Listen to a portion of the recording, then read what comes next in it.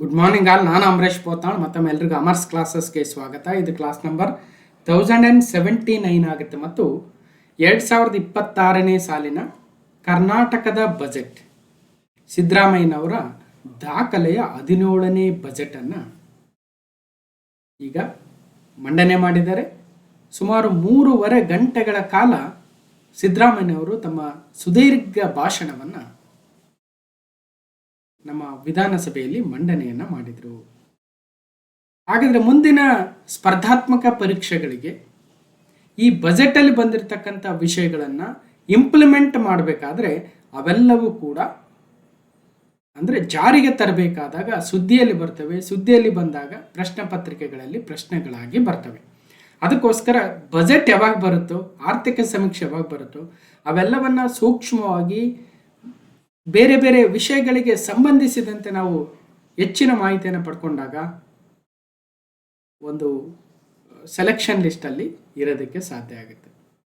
ಅದಕ್ಕೋಸ್ಕರ ಬಜೆಟ್ ಮತ್ತು economic survey ಅಂತಕ್ಕಂಥವು ಒಂದು ಸಲ ಓದಿದ್ರೆ ಅವು ಮತ್ತೆ ಮತ್ತೆ ಸುದ್ದಿಯಲ್ಲಿ ಬರ್ತಾ ಇರ್ತವೆ. ಆಗ ನಮಗೆ ಒಂದು ಲಿಂಕ್, ಒಂದು ಕನೆಕ್ಷನ್ ಬೆಳೀತಾ ಹೋಗುತ್ತೆ.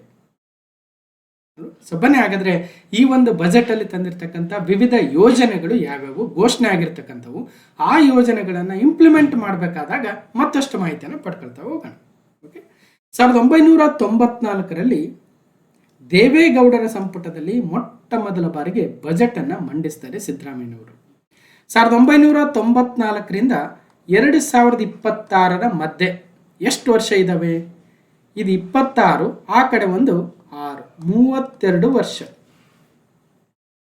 ಈ 32 ವರ್ಷಗಳಲ್ಲಿ ಸುಮಾರು 17 ಬಾರಿ, ಅರ್ಧಕ್ಕಿಂತಲೂ ಹೆಚ್ಚು ಬಾರಿ ಬಜೆಟನ್ನು ಸಿದ್ದರಾಮಯ್ಯನವರೇ ಮಂಡಿಸಿದ್ದಾರೆ ಅಂತಕ್ಕಂಥದ್ದನ್ನು ಗಮನಿಸಬೇಕು. ಆ 17 ಬಜೆಟ್ಗಳಲ್ಲಿ 10 ಬಾರಿ ಬಜೆಟನ್ನು ಮುಖ್ಯಮಂತ್ರಿಗಳಾಗೇ ಮಂಡನೆ ಮಾಡಿದ್ದಾರೆ. ಅದು ಕೂಡ ದಾಖಲೆ ಆಗುತ್ತೆ. ಬನ್ನಿ, ಸಾಕಷ್ಟು ವಿಚಾರ ಇದ್ದಾವೆ. ಕೆಲವೊಂದು ಪರೀಕ್ಷೆಗಳಲ್ಲಿ ಕೇಳ್ತಕ್ಕಂಥ ವಿಷಯಗಳು ಬರ್ತವೆ, ಕೆಲವೊಂದು ಕುತೂಹಲಕ್ಕೆ ತಿಳ್ಕೊಳ್ಬೇಕಾಗಿರ್ತಕ್ಕಂಥ ವಿಷಯಗಳು ಬರ್ತವೆ, ಕೆಲವೊಂದು ಅಂಕಿಅಂಶಗಳು ಕೂಡ ಬರ್ತಾ ಹೋಗ್ತವೆ. ಮಾರ್ಚ್ 6, 2026ರಂದು ತಮ್ಮ ದಾಖಲೆಯ 17ನೇ ಬಜೆಟನ್ನು ಮಾನ್ಯ ಮುಖ್ಯಮಂತ್ರಿಗಳು ಸಿದ್ದರಾಮಯ್ಯನವರು ಮಂಡನೆಯನ್ನು ಮಾಡ್ತಾರೆ. ಓಕೆ, ಸೊ ನೋಡ್ಬೋದು 2 ಇಮೇಜ್, ಅವರು ತಮ್ಮ ಮೊದಲ ಬಜೆಟ್ ಮತ್ತು ಈ ಒಂದು 17ನೇ ಬಜೆಟ್ನ ಇಮೇಜನ್ನು. ಆಯವ್ಯಯ 2026-27 ಅಂದರೆ 2026 ಏಪ್ರಿಲ್ 1ರಿಂದ ಆರಂಭವಾಗ್ತಕ್ಕಂಥ ವರ್ಷ, ಆರ್ಥಿಕ ವರ್ಷ. ಇನ್ನು ನಾವು 2025-26ರ ಆರ್ಥಿಕ ವರ್ಷದಲ್ಲೇ ಇದ್ದೀವಿ. 2025-26 ಆರ್ಥಿಕ ವರ್ಷ ಮುಗಿಯದೆ ಇದೇ ತಿಂಗಳಂದರೆ ಮಾರ್ಚ್ 31ಕ್ಕೆ ಮುಗಿತಕ್ಕಂಥ ಆರ್ಥಿಕ ವರ್ಷದ ನಂತರ ಆರಂಭವಾಗುವ 2026-2027ನೇ ಸಾಲಿನ ಆರ್ಥಿಕ ವರ್ಷ ಏಪ್ರಿಲ್ 1ರಿಂದ ಆರಂಭವಾಗುತ್ತೆ. 2027ರ ಮಾರ್ಚ್ 31ಕ್ಕೆ ಮುಗಿಯುತ್ತೆ. ಈ ಒಂದು ಕಂಪ್ಲೀಟ್ ಆರ್ಥಿಕ ವರ್ಷದಲ್ಲಿ ಸರ್ಕಾರಕ್ಕೆ ಯಾವ ಯಾವ ಮೂಲಗಳಿಂದ ಆದಾಯ ಬರಬಹುದು, ಎಷ್ಟು ಬರಬಹುದು, ಎಷ್ಟು ನಿರೀಕ್ಷೆಯನ್ನು ಮಾಡ್ತಾ ಇದೆ, ಅದರಲ್ಲಿ ಯಾವುದ್ಯಾವುದಕ್ಕೆ ಎಷ್ಟು ವೆಚ್ಚ ಆಗಬಹುದು, ಯಾವ ಯೋಜನೆಗಳಿಗೆ ಎಷ್ಟು ವೆಚ್ಚ ಮಾಡಬೇಕು, ಯಾವ ಇಲಾಖೆಗೆ ಎಷ್ಟು ಕೊಡಬೇಕು, ಆಲ್ರೆಡಿ ಇರ್ತಕ್ಕಂಥ ಯೋಜನೆಗಳನ್ನು ಮುಂದುವರಿಸೋದಕ್ಕೆ ಎಷ್ಟು ಖರ್ಚಾಗುತ್ತೆ ಅಲ್ವಾ? ಈ ಎಲ್ಲ ಅಂಕಿಅಂಶಗಳನ್ನು ಒಳಗೊಂಡಿರ್ತಕ್ಕಂಥ ಮುನ್ನೋಟವೇ ಆಯವ್ಯಯವಾಗುತ್ತೆ. 2026-27 6 ಮಾರ್ಚ್ 2026ರಂದು ಸನ್ಮಾನ್ಯ ಮುಖ್ಯಮಂತ್ರಿಗಳು ವಿಧಾನಸಭೆಯಲ್ಲಿ ಮಂಡನೆಯನ್ನು ಮಾಡಿದರು. ಅದು ಅವರ ದಾಖಲೆಯ 17ನೇ ಬಜೆಟ್ ಆಗಿತ್ತು. ಇಲ್ಲಿ ಒಂದು ವಿಶೇಷ, ಬಜೆಟ್ ಕಾಪಿಯಲ್ಲಿ ನಮ್ಮ ರಾಜ್ಯದಲ್ಲಿ ಭೌಗೋಳಿಕ ಸೂಚಕವನ್ನು ಪಡೆದಿರತಕ್ಕಂತಹ ಉತ್ಪನ್ನಗಳನ್ನು ಒಂದು ಚಿತ್ರವನ್ನು ಕೊಡಲಾಗಿತ್ತು. ಸುಮಾರು 45 ಜಿಯೋಗ್ರಫಿಕಲ್ ಇಂಡಿಕೇಶನ್ ಟ್ಯಾಗ್ಗಳು ಪಡೆದಿರ್ತಕ್ಕಂಥ ಉತ್ಪನ್ನಗಳು ನಮ್ಮ ರಾಜ್ಯದಲ್ಲಿದ್ದಾವೆ. ಪ್ಲಸ್ ಒಂದು 4ಕ್ಕೆ ಲೋಗೋ ಕೂಡ ಸಿಕ್ಕಿದೆ, GI ಟ್ಯಾಗ್ ಲೋಗೋ. ಹಾಗಾಗಿ ಒಟ್ಟು 49 GI ಟ್ಯಾಗ್ಸ್ ಕರ್ನಾಟಕದಲ್ಲಿದ್ದಾವೆ. ಅದನ್ನು ನಾವು ಆವಾಗವಾಗ ಮಾತಾಡ್ತಾನೆ ಇರ್ತೀವಿ. ಸೊ ಒಟ್ಟಾರೆಯಾಗಿ ಸಿದ್ದರಾಮಯ್ಯನವರ 17ನೇ ಬಜೆಟ್, ಕರ್ನಾಟಕ ಬಜೆಟ್ 2026-27 ಇದು ಮೊದಲನೇ ಭಾಗವಾಗುತ್ತೆ. ಇನ್ನು 1, 2, 3, 4 ಅಂತ ಅವರೇ 3.5 ಗಂಟೆ ಭಾಷಣ ಮಾಡಿದ್ದಾರೆ. ನಾವೊಂದು 5-6 ಗಂಟೆ ಆಗುತ್ತೇನೋ. ಒಟ್ಟಿನಲ್ಲಿ ಸ್ವಲ್ಪ ಪೇಷನ್ಸಿಂದ ನೋಡಬೇಕು. ಯಾಕಂದರೆ ಇವು ಎಲ್ಲವೂ ಕೂಡ ಮತ್ತೆ ಸುದ್ದಿಗೆ ಬರ್ತಾ ಇರ್ತವೆ ಮುಂದೆ. ಅದಕ್ಕೋಸ್ಕರ ನಾವು ಬಜೆಟ್ ಮತ್ತು ಎಕನಾಮಿಕ್ ಸರ್ವೆನ ಭಾಳ ಏನು ದೀರ್ಘವಾಗಿ ಭಾಳ ಬೇರೆ ಬೇರೆ ಡೀಟೇಲ್ಸ್ ಎಲ್ಲ ತಂದು ಮಾತಾಡ್ತಾ ಹೋಗ್ತೀವಿ. ಪ್ರಶ್ನೆ ಪತ್ರಿಕೆಗಳಲ್ಲಿ ಹೇಗೆ ಬಂದಿದ್ವು ಅಂತ. ಓಕೆ, ಯಾರಿಗೆ ತಾಳ್ಮೆ ಇದೆ ಅವ್ರು ನೋಡಿ, ಇಲ್ಲದೆ ಹೋದರೆ ಭಾಳ ಎಕ್ಸ್ಪ್ಲನೇಷನ್ ಅನಿಸ್ಬೋದು. ನೋಡೋಣ. ಇನ್ನು ನನ್ನ ಒಂದಷ್ಟು ಕಿರುಪರಿಚಯ ಕೂಡ ಇಲ್ಲಿದೆ ನೋಡ್ಬೋದು. ಅಮರ್ಸ್ ಕ್ಲಾಸಸ್ ಅಂತಕ್ಕಂಥ ಯೂಟ್ಯೂಬ್ ಚಾನಲ್ ಇದೆ. ಅಮರ್ಸ್ ಕ್ಲಾಸಸ್ ಅಂತಕ್ಕಂಥ ಟೆಲಿಗ್ರಾಮ್ ಚಾನಲ್ ಕೂಡ ಇದೆ. ಯಾರಾದರೂ ಸಬ್ಸ್ಕ್ರೈಬ್ ಆಗಿಲ್ಲ ಅಂದರೆ ಸಬ್ಸ್ಕ್ರೈಬ್ ಆಗಿ, ಮತ್ತು ಟೆಲಿಗ್ರಾಮ್ ಚಾನಲ್ಗೆ ಜಾಯ್ನ್ ಆಗಿಲ್ಲ ಅಂದರೆ ಜಾಯ್ನ್ ಆಗ್ಬೋದು. ಒಂದಷ್ಟು PDF ಒಂದಷ್ಟು ಕ್ಲಾಸ್ಗಳ PDF, ಬೇರೆ ಬೇರೆ ಬಜೆಟು, ಕ್ವಶನ್ ಪೇಪರ್ PDF, ಒಂದಷ್ಟು ಮಾಹಿತಿಯನ್ನು ಹಂಚ್ಕೊಳ್ತಕ್ಕಂಥ ಪ್ರಯತ್ನವನ್ನು ಮಾಡ್ತಾ ಇದ್ದೀನಿ. ಅಮರ್ಸ್ ಕ್ಲಾಸಸ್ ಅಂತ ಇದೆ. ಯಾರಾದರೂ ಜಾಯ್ನ್ ಆಗಿಲ್ಲ ಅಂದರೆ ಜಾಯ್ನ್ ಆಗಿ. ಮತ್ತು ಮೊದಲನೇ ಬಾರಿಗೆ ಸ್ಪರ್ಧಾತ್ಮಕ ಪರೀಕ್ಷೆಯಲ್ಲಿ ಬಂದಿರತಕ್ಕಂಥವ್ರು ಮತ್ತು ಒಳ್ಳೆಯ ಒಬ್ಬ ಮಾರ್ಗದರ್ಶಕನನ್ನು ಫಾಲೋ ಮಾಡಬೇಕಂತಕ್ಕಂಥವ್ರಿಗೆ ಒಂದು ಕಾನ್ಫಿಡೆನ್ಸ್ ಬರಲಿ ಅಂತ ಕಿರುಪರಿಚಯವನ್ನು ಕೊಟ್ಟಿದ್ದೀನಿ, ನೋಡ್ಬೋದು ಅಂತ ಹೇಳ್ತಾ ಆಲ್ರೆಡಿ ಹೇಳ್ತಾ ಇದ್ವಿ. 1994ರಿಂದ 2026. ಎಷ್ಟೋ ಜನ ವಿಡಿಯೋ ನೋಡ್ತಾ ಇರ್ತಕ್ಕಂಥವರಲ್ಲಿ 1994ರಲ್ಲಿ ಹುಟ್ಟೇ ಇರಲಿಲ್ಲ, ಅವರು ಬಜೆಟ್ ಮಂಡನೆ ಮಾಡಿದಾಗ ಅಲ್ವ. ಸೊ ಕೆಲವೊಂದು ಯುನಿಕ್ ದಾಖಲೆಗಳಿರ್ತವೆ, ಅದು ಈಸಿ ಅಲ್ಲ ಆ ಸಾಧನೆಯನ್ನು ಮಾಡ್ತಕ್ಕಂಥದ್ದು. ಮೇ 20, 2023ರಿಂದ ಕರ್ನಾಟಕದ 24ನೇ ಮುಖ್ಯಮಂತ್ರಿಯಾಗಿ, ಈ ನಂಬರ್ಗಳ ಬಗ್ಗೆ ವರಿ ಮಾಡ್ಕೊಳ್ಳೋದು ಬೇಡ, ಎಕ್ಸಾಮಲ್ಲಿ ಏನು ಕೇಳ್ತಾರಲ್ವ ಅದ್ರ ಬಗ್ಗೆ ಮಾತ್ರ ನಾವು ಭಾಳ ವರಿ ಮಾಡ್ಕೋಬೇಕು. ಓಕೆ, ಇಲ್ಲರಿ ಸರ್ 22ನವರು 21ನವರು ಬೇಕಾಗಿಲ್ಲ. ಓಕೆ, ಅದು ಮುಖ್ಯಮಂತ್ರಿಗಳಾದಾಗ ನಾನು ಡಿಸ್ಕಷನ್ ಮಾಡಿರ್ತೀನಿ, ಅಲ್ಲಿ ಪ್ರೂಫ್ ಸಮೇತ ಹೇಳಿರ್ತೀನಿ. ಯಾಕೆ 24ನೇ ಮುಖ್ಯಮಂತ್ರಿಗಳು, ಎಷ್ಟನೇ ನಿದರ್ಶನ, ಎಷ್ಟನೇ ವ್ಯಕ್ತಿ, ಯಾರ್ಯಾರು 2 ಬಾರಿ ಆಗಿದ್ದಾರೆ, 3 ಬಾರಿ ಆಗಿದ್ದಾರೆ, 4 ಬಾರಿ ಆಗಿದ್ದಾರೆ, ಅವೆಲ್ಲವನ್ನು ಮುಖ್ಯಮಂತ್ರಿಗಳಾದಾಗ ಕೆಲವೊಂದು ಬಾರಿ ಹೇಳಿರ್ತೀನಿ. ಈಗ ಸದ್ಯ ಆ ಒಂದು ಡಿಬೇಟ್ಗೆ ಹೋಗೋದು ಬೇಡ. ಓಕೆ, ಇನ್ನು 17 ಬಾರಿ ಬಜೆಟನ್ನು ಮಂಡಿಸಿ ದಾಖಲೆಯನ್ನು ಮಾಡಿದ್ದಾರೆ. ಕರ್ನಾಟಕ ಸರ್ಕಾರದಲ್ಲಿ ಹಣಕಾಸು ಸಚಿವರಾಗಿ 17 ಬಾರಿ ಬಜೆಟ್ ಮಂಡಿಸಿರ್ತಕ್ಕಂಥ ದಾಖಲೆಯನ್ನು ಕೂಡ ಮಾನ್ಯ ಮುಖ್ಯಮಂತ್ರಿಗಳು ಹೊಂದಿದ್ದಾರೆ. ಇಡೀ ದೇಶದಲ್ಲಿ ಯಾರಾದರೂ ಇವ್ರಿಗಿಂತ ಹೆಚ್ಚಿನ ಬಜೆಟನ್ನು ಮಂಡನೆ ಮಾಡಿದಾರ ಅಂದರೆ ನಮ್ಮ ರಾಜ್ಯದ ಮಾಜಿ ರಾಜ್ಯಪಾಲರು, ಗುಜರಾತ್ ರಾಜ್ಯದ ಹಣಕಾಸು ಸಚಿವರಾಗಿ ವಜುಭಾಯಿ ರೂಢಭಾಯಿ ವಾಲಾ ಅವರು ಸುಮಾರು 18 ಬಾರಿ ಬಜೆಟನ್ನು ಮಂಡನೆ ಮಾಡಿ, ಇಡೀ ದೇಶದಲ್ಲಿಯೇ ಯಾವುದಾದ್ರೂ ಒಬ್ಬ ವಿತ್ತ ಸಚಿವರು, ಹಣಕಾಸು ಮಂತ್ರಿಗಳು ಹಣಕಾಸು ಆಯವ್ಯಯವನ್ನು ಮಂಡಿಸಿರ್ತಕ್ಕಂಥವ್ರು ಅಂದರೆ ವಜುಭಾಯಿ ರೂಢಭಾಯಿ ವಾಲಾರವರು, ಕರ್ನಾಟಕದ ಮಾಜಿ ರಾಜ್ಯಪಾಲರು, ಗುಜರಾತಿನ ಹಣಕಾಸು ಸಚಿವರಾಗಿ 18 ಬಾರಿ ಬಜೆಟನ್ನು ಮಂಡಿಸಿ ಇಡೀ ಭಾರತದಲ್ಲಿ ದಾಖಲೆಯನ್ನು ಹೊಂದಿದ್ದಾರೆ. ಸೊ ನೆನ್ಪಿಟ್ಟಿರಿ. 2013ರಿಂದ 2018ರವರೆಗೆ ಮೊದಲ ಬಾರಿಗೆ ಮೊದಲ ಅವಧಿಗೆ ಮುಖ್ಯಮಂತ್ರಿಗಳಾಗಿದ್ದ ಸಂದರ್ಭದಲ್ಲಿ ಸಿದ್ದರಾಮಯ್ಯನವರು ಒಟ್ಟು 6 ಬಜೆಟ್ಗಳನ್ನು ಮಂಡಿಸಿದ್ರು. ಮುಖ್ಯಮಂತ್ರಿಗಳಾಗಿ 6 ಮೊದಲನೇ ಅವಧಿಯಲ್ಲಿ, ಈಗ 4ನೇ ಬಾರಿಗೆ ಒಟ್ಟು 6 + 4 10 ಬಾರಿ ಮುಖ್ಯಮಂತ್ರಿಗಳಾಗಿ ಬಜೆಟನ್ನು ಮಂಡನೆ ಮಾಡಿದ್ದಾರೆ. ಅದರಲ್ಲಿ ಇಂಟ್ರಿಮ್ ಬಜೆಟು ಸೇರಿದ್ದಾವೆ, ಫುಲ್ ಟೈಮ್ ಬಜೆಟು ಸೇರಿದ್ದಾವೆ. ಅಂದರೆ ಈಗ 2023 ಮೇ 20ರಂದು ಅವರು ಮುಖ್ಯಮಂತ್ರಿಗಳಾದರು. ಮೇ 20ಕ್ಕೆ ಅವ್ರು ಏನು ಮಾಡಿರ್ತಾರೆ, ಒಂದು ಮಧ್ಯಂತರ ಬಜೆಟನ್ನು ಮಂಡನೆ ಮಾಡಿರ್ತಾರೆ. ನಂತರ ಅಗೇನ್ ಮತ್ತೆ ಮಾರ್ಚಲ್ಲಿ ಫುಲ್ ಟೈಮ್ ಬಜೆಟ್ನ ಮಂಡನೆ ಮಾಡ್ತಾರೆ. ಹಾಗಾಗಿ ಮಧ್ಯಂತರ ಬಜೆಟ್ಗಳು ಮತ್ತು ಕಂಪ್ಲೀಟ್ ಬಜೆಟ್ಗಳನ್ನು ಸೇರಿಸಿದಂತೆ ಒಟ್ಟು 10 ಬಾರಿ ಮುಖ್ಯಮಂತ್ರಿಗಳಾಗಿ ಬಜೆಟ್ ಮಂಡನೆ ಮಾಡಿದ್ದಾರೆ. 17 ಬಾರಿಯಲ್ಲಿ 10 ಬಾರಿ ಮುಖ್ಯಮಂತ್ರಿಗಳಾಗಿ. ಮೊದಲ ಅವಧಿಯಲ್ಲಿ 13 ಮೇ 2013ರಿಂದ 17 ಮೇ 2018ರವರೆಗೂ ಪೂರ್ಣಾವಧಿ 5 ವರ್ಷಗಳ ಕಾಲ ಮುಖ್ಯಮಂತ್ರಿಗಳಾಗಿದ್ದರು. ಆ ಮೂಲಕ ಇಡೀ 40 ವರ್ಷಗಳಲ್ಲಿ ಪೂರ್ಣ 5 ವರ್ಷಗಳ ಅವಧಿಗೆ ಸೇವೆ ಸಲ್ಲಿಸಿದ ಕರ್ನಾಟಕದ ಮೊದಲ ಮುಖ್ಯಮಂತ್ರಿಗಳೆನಿಸಿಕೊಂಡಿದ್ದರು. ಅವ್ರ ಹಿಂದೆ ದೇವರಾಜ ಅರಸುರವರು ಈ ರೀತಿಯಾಗಿ ಅವಧಿಯ ಮುಖ್ಯಮಂತ್ರಿಗಳಾಗಿದ್ದರು. ದೇವರಾಜ ಅರಸು ನಂತರ ಯಾವ ಮುಖ್ಯಮಂತ್ರಿಗಳು ಕೂಡ ಕರ್ನಾಟಕದಲ್ಲಿ ಪೂರ್ಣಾವಧಿ ಅಧಿಕಾರ ಮಾಡಿರಲಿಲ್ಲ. ಸಿದ್ದರಾಮಯ್ಯನವರೇ ಮೊದಲನೇರವರು. ಇವ್ಯಾವು ಎಕ್ಸಾಮಲ್ಲಿ ಕೇಳದೇ ಇರಬಹುದು, ಆದರೆ ಒಂದಷ್ಟು ಸ್ಪರ್ಧಾತ್ಮಕ ಪರೀಕ್ಷೆಯಲ್ಲಿ ಇದೀವಿ ಅಂದ ತಕ್ಷಣ ಇವೆಲ್ಲ ಅಂಶಗಳನ್ನು ತಿಳ್ಕೊಂಡಿರ್ಬೇಕು. ಇವು ಎಲ್ಲೋ ಇನ್ನೊಂದು ಕಡೆ ಲಿಂಕ್ ಆಗ್ತವೆ. ಯಾಕೆ ಲಿಂಕ್ ಆಗ್ತವೆ ಮುಂದೆ ಹೇಳ್ತಾ ಹೋಗ್ತೇನೆ ಪ್ರಶ್ನೆ. 1983ರಲ್ಲಿ ಚಾಮುಂಡೇಶ್ವರಿ ಕ್ಷೇತ್ರದಿಂದ ವಿಧಾನಸಭೆಗೆ ಆಯ್ಕೆ ಆಗ್ತಾರೆ ಲೋಕದಳ ಪಕ್ಷದಿಂದ. ಮೊಟ್ಟ ಮೊದಲ ಬಾರಿಗೆ 1983ರಲ್ಲಿ ಈ ಒಂದು ವಿಧಾನಸಭೆಗೆ ಆಯ್ಕೆ ಆಗ್ತಾರೆ ಸಿದ್ದರಾಮಯ್ಯನವರು. ಆಗ ನಾನು ಹುಟ್ಟಿರಲಿಲ್ಲ, ನೀವ್ಯಾರೂ ಹುಟ್ಟಿರಲಿಲ್ಲ ಅನ್ಸುತ್ತೆ ಈ ವಿಡಿಯೋ ಕೇಳ್ತಕ್ಕಂಥವ್ರು ಅಲ್ವಾ. ನಂತರ ರಾಮಕೃಷ್ಣ ಹೆಗಡೆ ಸರ್ಕಾರದಲ್ಲಿ 85ರಲ್ಲಿ ಪಶುಸಂಗೋಪನೆ ಮತ್ತು ರೇಷ್ಮೆ ಸಚಿವರಾಗಿ ಕಾರ್ಯನಿರ್ವಹಿಸ್ತಾರೆ. ನಂತರ ಸಾರಿಗೆ ಸಚಿವರಾಗಿ 1988ರಲ್ಲಿ SR ಬೊಮ್ಮಾಯಿರವರ ಸಂಪುಟದಲ್ಲಿ ಕಾರ್ಯನಿರ್ವಹಣೆ ಮಾಡ್ತಾರೆ. ನೋಡಿ, ಪಶುಸಂಗೋಪನೆ ಮತ್ತು ರೇಷ್ಮೆ ಸಚಿವರಾಗಿ, ಸಾರಿಗೆ ಸಚಿವರಾಗಿ, ನಂತರ 94ರಲ್ಲಿ 3ನೇ ಬಾರಿಗೆ ವಿಧಾನಸಭೆಗೆ ಮರಳುತ್ತಾರೆ ಮತ್ತು HD ದೇವೇಗೌಡರವರ ಅಡಿಯಲ್ಲಿ ಹಣಕಾಸು ಸಚಿವರಾಗಿ ಸೇವೆ ಸಲ್ಲಿಸ್ತಾರೆ. ನೋಡಿ, ದೊಡ್ಡ ಘಟಾನುಘಟಿ ರಾಜಕಾರಣಿಗಳ ಮುಖ್ಯಮಂತ್ರಿಗಳ ಅಡಿಯಲ್ಲಿ ಅವರು ಸಚಿವರಾಗಿ ಸೇವೆಯನ್ನು ಮಾಡ್ತಾರೆ.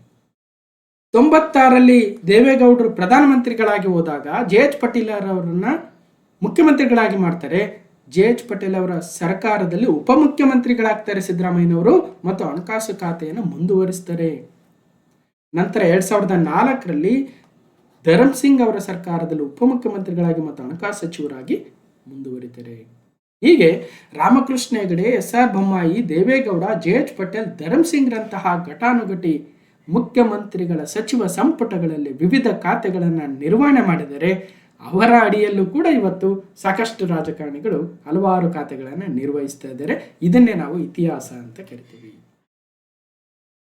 ಸೊ ದೇವೇಗೌಡರವರ ಸಂಪುಟದಲ್ಲಿ 95-96 ಮತ್ತು 96-97 ಎರಡು ಬಾರಿ, JH ಪಟೇಲ್ ಅವರ ಸಚಿವ ಸಂಪುಟದಲ್ಲಿ 97-98, 98-99, 1999, 2000 ಹೀಗೆ.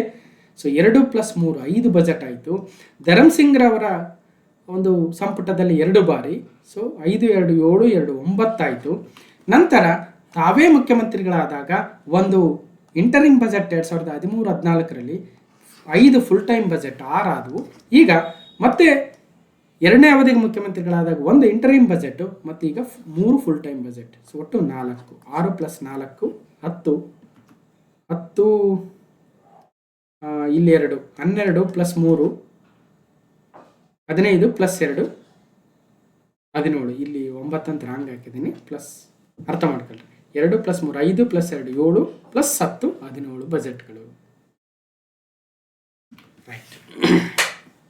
ಇನ್ನು ಸಿದ್ದರಾಮಯ್ಯನವ್ರ ಬಗ್ಗೆ ಸಾಕಷ್ಟು ವಿಕಿಪೀಡಿಯಾ ಮಾಹಿತಿ ಇದೆ. ಇದರ PDF ಕೊಟ್ಟಾಗ ಕಂಪ್ಲೀಟ್ ಆಗಿ ನೋಡ್ಕೊಂಬಿಡಿ.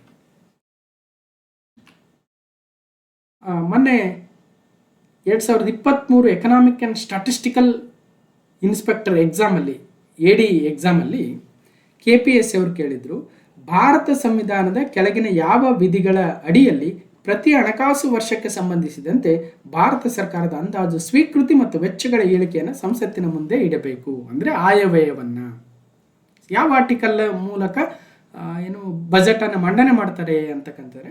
So article 112. ಸೊ ಬಜೆಟ್ ಅಂತಕ್ಕಂಥ ಪದ ನಮ್ಮ ಸಂವಿಧಾನದಲ್ಲಿ ಮೆನ್ಷನ್ ಆಗಿಲ್ಲ ಅಂತ ಕೇಳಿರ್ತೀರಿ. The constitution refers to the budget as a annual financial statement. ಸಂವಿಧಾನವು ಬಜೆಟನ್ನು ವಾರ್ಷಿಕ ಹಣಕಾಸು ವಿವರ ಪತ್ರ ಅಥವಾ ಮುಂಗಡ ಪತ್ರ ಎಂದು ಉಲ್ಲೇಖಿಸುತ್ತದೆ. The term budget as nowhere bean used in the constitution. Budget ಎಂಬ ಪದವನ್ನು ಸಂವಿಧಾನದಲ್ಲಿ ಎಲ್ಲಿಯೂ ಬಳಸಲಾಗಿಲ್ಲ. ಅದು ಸುಮ್ಮನೆ ಒಂದು ಜನಪ್ರಿಯ ಹೆಸರೇ ಹೊರತು ಸಂವಿಧಾನದಲ್ಲಿ ಆನ್ಯುವಲ್ ಫಿನಾನ್ಷಿಯಲ್ ಸ್ಟೇಟ್ಮೆಂಟ್ ಅಂತ ಹೇಳ್ತಾರೆ. ಆರ್ಟಿಕಲ್ 112 ವಾರ್ಷಿಕ ಹಣಕಾಸು ವಿವರ ಪತ್ರ ಅಥವಾ ಮುಂಗಡ ಪತ್ರ ಅಂತ ಕರೀತಾರೆ ಹೊರತು ಬಜೆಟ್ ಎಂದು ಸಂವಿಧಾನದಲ್ಲಿ ಎಲ್ಲೂ ಹೇಳಲಾಗಿಲ್ಲ. ಒಂದನೇ ಅಂಶ. ಎರಡನೇ ಅಂಶ, ಆರ್ಟಿಕಲ್ 112 ಪ್ರಕಾರ ಬಜೆಟ್ ಅನ್ನು ಮಂಡನೆ ಮಾಡ್ತಾರೆ ಅಥವಾ ವಾರ್ಷಿಕ ಮುಂಗಡ ಪತ್ರ, ಹಣಕಾಸು ವ್ಯವಹಾರ ಪತ್ರ. ಇದರಲ್ಲಿ ಏನಿರುತ್ತೆ?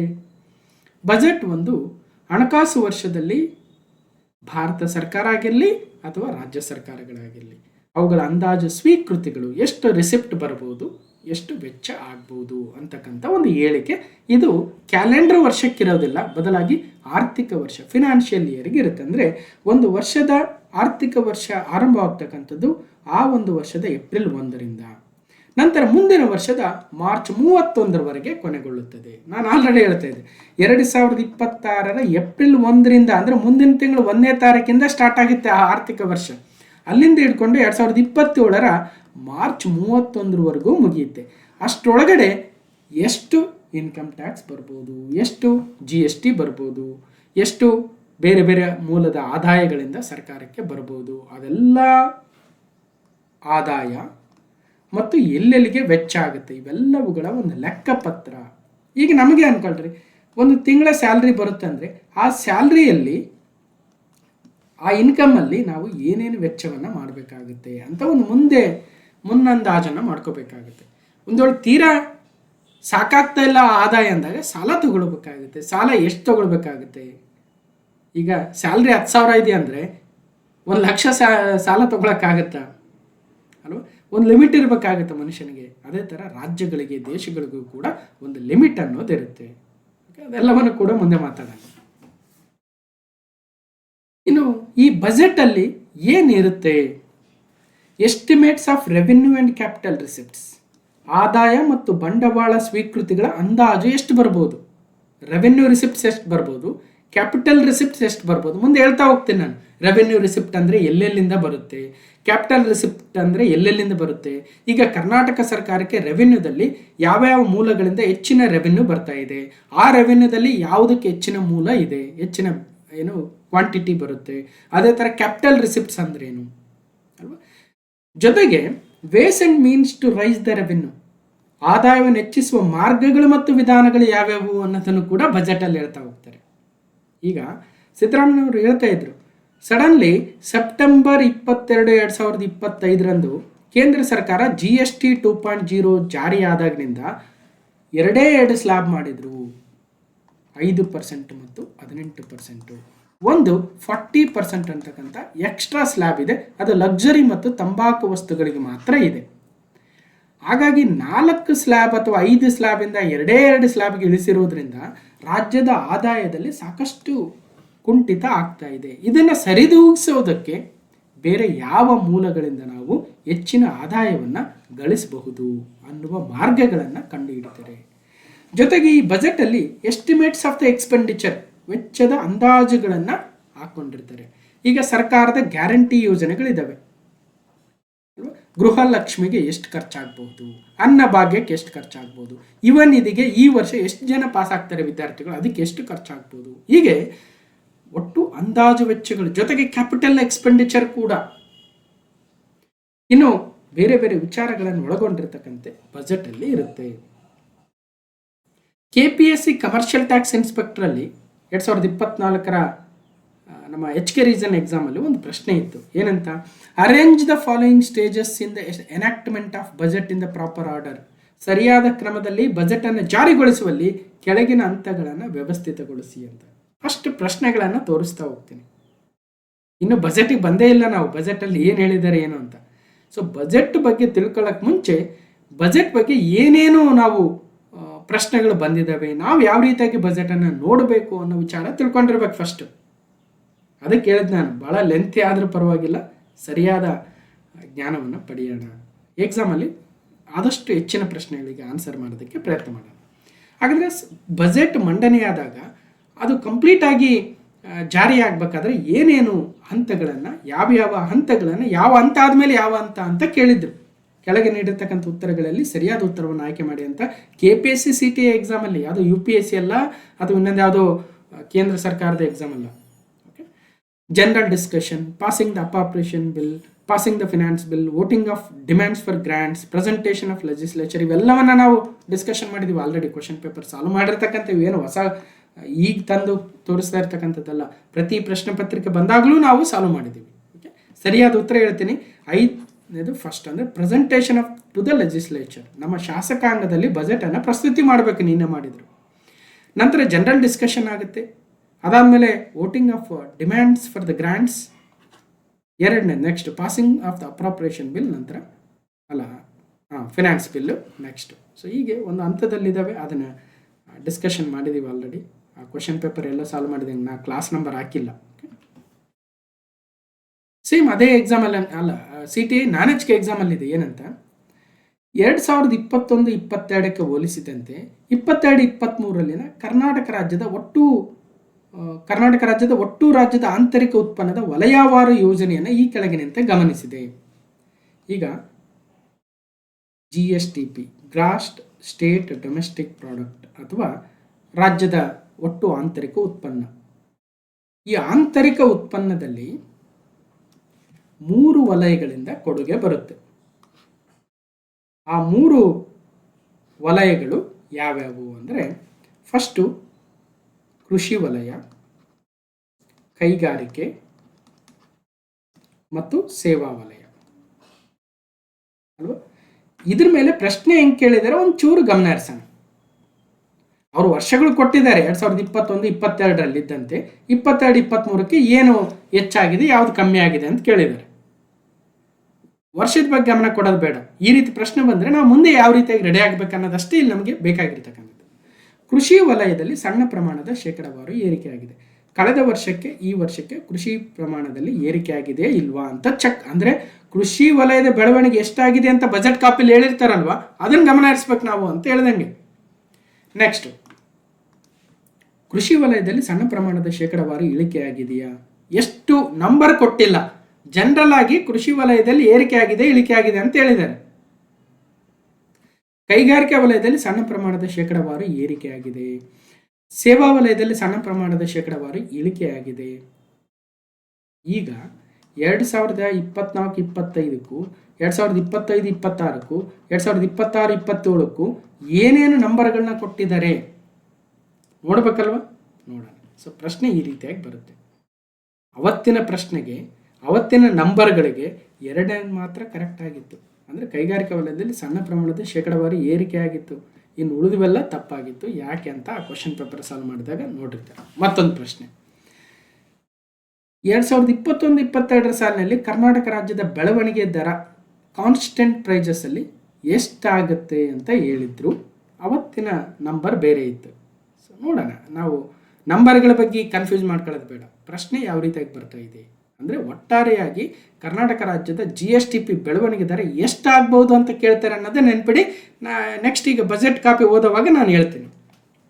ಇನ್ನೊಂದು ಪ್ರಶ್ನೆ ಯಾವ ರೀತಿಯಾಗಿ ಬರುತ್ತೆ, ಈ ರೀತಿ ಬಜೆಟ್ ಮತ್ತು ಎಕನಾಮಿಕ್ ಸರ್ವೆ ಮೇಲೆ KAದವ್ರಿಗಿಂತ KPSC ಅವರು ಹೆಚ್ಚಾಗಿ ಫೋಕಸ್ ಮಾಡ್ತಾರೆ ಅನ್ನೋದು ಪಕ್ಕಾ ಗೊತ್ತಾಗ್ತಾ ಇದೆ. ನಂಬರ್ಗಳ ಮೇಲೆ ನೋಡಿ, KPSC ಅವರು ಮತ್ತೊಂದು ಕೇಳಿದರೆ, ಕರ್ನಾಟಕ ಸರ್ಕಾರದ 2022-23ನೇ ಸಾಲಿನ ವಿತ್ತೀಯ ಕೊರತೆಯ ಗುರಿ ಎಷ್ಟಾಗಿತ್ತು ಅಂತ. ಅವತ್ತೆಷ್ಟೋ ಆಗಿತ್ತು 3.26, ಇವತ್ತೆಷ್ಟಾಗಿದೆ ಮುಂದೆ ಹೇಳ್ತೀನಿ. 2022-23ನೇ ಸಾಲಿನ ಅಂಕಿಅಂಶಗಳನ್ನು 24ರ KPSC ಕಮರ್ಷಿಯಲ್ ಟ್ಯಾಕ್ಸ್ ಇನ್ಸ್ಪೆಕ್ಟರ್ ಎಕ್ಸಾಮಲ್ಲಿ ಕೇಳಿದ್ದಾರೆ. ಆ ಎಕ್ಸಾಮ್ ನಡಿಬೇಕಾದ್ರೆ ಆಲ್ರೆಡಿ 23-24ರ ಬಜೆಟು ಬಂದಿರುತ್ತೆ, 24-25ರ ಬಜೆಟು ಬಂದಿತ್ತು. ಆದರೂ ಕೂಡ 2 ವರ್ಷದ ಹಿಂದಿನ ಅಂಕಿಅಂಶಗಳನ್ನು ಕೇಳಿರ್ತಕ್ಕಂಥದ್ದನ್ನು ಕಾಣ್ತಾ ಇದ್ದೀವಿ. ಇನ್ನು ಬಜೆಟ್ಗೆ ಹೋಗಿಲ್ಲ ನಾವು. ಓಕೆ ಫೈನ್, ಇದನ್ನು ನೋಡಿದ್ವಿ. ಈಗ ಬಜೆಟ್ ಕಡೆ ಬರೋಣ. ಸೊ ಬಜೆಟನ್ನು ಅರ್ಥ ಮಾಡಿಕೊಳ್ತಕ್ಕಂಥ ಪ್ರಯತ್ನದಲ್ಲಿ ಬಜೆಟ್ ಕಾಪಿ ನೀವೇ ಓದಬೇಕು, ಬಜೆಟ್ ಭಾಷಣವನ್ನು ಕೇಳಬೇಕು. ನನ್ನ ಹತ್ರ ಬಜೆಟ್ ಕಾಪಿ ಇದೆ, ಬಟ್ ಸ್ಟಿಲ್ 3.5 ಗಂಟೆಗಳ ಕಾಲ ಸಿದ್ದರಾಮಯ್ಯನವರು ಏನು ಹೇಳಿದಾರೋ ಅದನ್ನು ಸೂಕ್ಷ್ಮವಾಗಿ ಕೇಳ್ತಾ ಇದ್ದೆ. ಯಾಕಂದರೆ ಒಬ್ಬರು ಮಾತಾಡುವಾಗ ಹೇಳಿರ್ತಕ್ಕಂಥ ವಿಚಾರಗಳು ನಮ್ಮ ಕಿವಿಗೆ ಬಿದ್ದಾಗ ಹೆಚ್ಚಾಗಿ ನಮಗೆ ನೆನಪಿರ್ತಕ್ಕಂಥ ಸಾಧ್ಯತೆ ಇರುತ್ತೆ. ಸೊ ನೆಕ್ಸ್ಟು, ಆಯ್ತು ಸರ್, ನಾವು ಬಜೆಟ್ ಕಾಪಿ ಓದಿದ್ದೀವಿ, ಬಜೆಟ್ ಭಾಷಣನೂ ಕೇಳಿದ್ದೀವಿ, ಮತ್ತೆ ಯಾಕೆ ಇದನ್ನು ನಿಮ್ಮ ಬಜೆಟ್ ಭಾಷಣ ಯಾಕೆ ಕೇಳ್ಬೇಕ್ರಿ ಅಂತ ಅನಿಸ್ಬೋದು ಅಲ್ವಾ. ಇರಲಿ, ಕೆಲವೊಬ್ಬರಿಗೆ ನಮ್ಮ ವಿಡಿಯೋಗಳನ್ನು ಫಾಲೋ ಮಾಡ್ತಾ ಇರ್ತಕ್ಕಂಥವ್ರು ನಾವು ಹೇಳಿದಾಗ ಹೆಚ್ಚಿನ ನೆನಪಿರುತ್ತೆ. ಕೆಲವೊಬ್ರು ಹೇಳ್ತಾ ಇರ್ತಾರೆ, ಸರ್ ಎಕ್ಸಾಮಲ್ಲಿ ನೀವು ಹೇಳಿರೋದು ನಮಗೆ ಒಂಥರ ಕಿವಿಲಿ ಮತ್ತೆ ಹೇಳಿ ಮತ್ತೆ ಎಕ್ಸಾಮ್ ಹಾಲಲ್ಲಿ ಕುಂತು ಹೇಳ್ದಂಗೆ ಅನಿಸ್ತಾ ಇತ್ತು ಸರ್ ಅಂತ ಹೇಳ್ತಿರ್ತಾರೆ ಅಲ್ವಾ. ಸೊ ಅದು ಒಂದು ರೀತಿ ಏನು ಕನೆಕ್ಷನ್ ಅಂತ ಅನ್ಕೋಬೋದು. ಇರಲಿ, with reference to the Karnataka budget 2026-2027 which of the following statements are correct ಅಂತ. ಕರ್ನಾಟಕ ಬಜೆಟ್ 2026-27ಕ್ಕೆ ಉಲ್ಲೇಖಿಸಿದಂತೆ ಈ ಕೆಳಗಿನ ಯಾವ ಹೇಳಿಕೆಗಳು ಸರಿಯಾಗಿದ್ದಾವೆ. ಇದೆಲ್ಲ ಸೇಮ್, ಈ ಕ್ವಶನ್ ನಂಬರ್ಸು ಬೇರೆ ಆಗ್ಬೋದು, ಬಟ್ ಯಾವುದು ಸರಿ ಇದ್ದಾವೆ ಯಾವ ತಪ್ಪಿದ್ದಾವೆ ಅಂತ ಸ್ವಲ್ಪ ಗಮನ ಹರಿಸ್ತಾ ಹೋಗಿ ಇಲ್ಲಿ 2-3 ಹೇಳಿಕೆಗಳನ್ನು ಕೊಟ್ಟು ನೆನಪಿಡಿಸ್ತಕ್ಕಂಥ ಪ್ರಯತ್ನವನ್ನು ಮಾಡೋದು ನಮ್ಮ ಉದ್ದೇಶ. ಫಸ್ಟ್ ಒನ್, 2026ರಲ್ಲಿ ಸಿದ್ದರಾಮಯ್ಯನವರ ತಮ್ಮ 17ನೇ ಬಜೆಟನ್ನು ಮಂಡನೆ ಮಾಡಿದರು. ಸಿಂಪಲ್, ಸಿದ್ದರಾಮಯ್ಯನವರು ಹೌದು 17ನೇ ಬಜೆಟ್ ಮಂಡನೆ ಮಾಡಿದರು. ಮೊದಲನೇ ಹೇಳಿಕೆ ಸರಿಯಾಗಿದೆ. ಎರಡನೇ ಹೇಳಿಕೆ ಏನಿದೆ, ಕರ್ನಾಟಕದ ಮುಖ್ಯಮಂತ್ರಿಗಳಾಗಿ ಇದು ಅವರ 10ನೇ budget. It is 10th budget as chief minister of Karnataka. ಸರಿ ಇದೆ ಅಂತ ನಮಗನಿಸ್ತಾ ಇದೆ, ಆದರೆ ಎಲ್ಲೂ ಅಂತ ದಾಖಲೆಗಳು ಸಿಗೋದು ಕಷ್ಟ. ಎಕ್ಸಾಮಲ್ಲಿ ಕೇಳಿದ್ರು ಕೇಳ್ಬೋದು, ಕೇಳಿದೇನೂ ಇರ್ಬೋದು. ನೆಕ್ಸ್ಟ್ ಮೂರನೇದು, Siddaramaiah has broken the record of Devaraj Urs who was the longest serving chief minister of Karnataka. ಕರ್ನಾಟಕದ ಅತಿ ಹೆಚ್ಚು ಕಾಲ ಮುಖ್ಯಮಂತ್ರಿಯಾಗಿದ್ದ ದೇವರಾಜ ಅರಸುರವರ ದಾಖಲೆಯನ್ನು ಸಿದ್ದರಾಮಯ್ಯನವರು ಮುರಿದಿದ್ದಾರೆ ಅಂದರೆ 1, 2, 3 ಹೇಳಿಕೆಗಳಲ್ಲಿ 1, 3 ಮಾತ್ರ ಸರಿ, 1, 2, 3 ಮಾತ್ರ ಸರಿ, 1, 2 ಮಾತ್ರ ಸರಿ, ಯಾವುದೂ ಅಲ್ಲ ಅಂತ ಅಂದ್ಕೊಂಡ್ರೆ ಸೊ ಎಲ್ಲವೂ ಸರಿ, 3 ಹೇಳಿಕೆಗಳು ಕೂಡ ಸರಿ. ಇಲ್ಲ ಬಿಡ್ರಿ ಸರ್, ಇವರು ಎಷ್ಟನೇ ಬಜೆಟ್ ಅಂತ ಏನು ಕೇಳೋಂಥದ್ದಿಲ್ಲ, ದೇವರಾಜ ಅರಸರವರ ರೆಕಾರ್ಡ್ ಮುರಿದ್ರೆ ಅಂಥವೆಲ್ಲ ಕೇಳ್ತಾರ ಅಂತ ಅನಿಸ್ಬೋದು. ನೋಡೋಣ ಮುಂದೆ.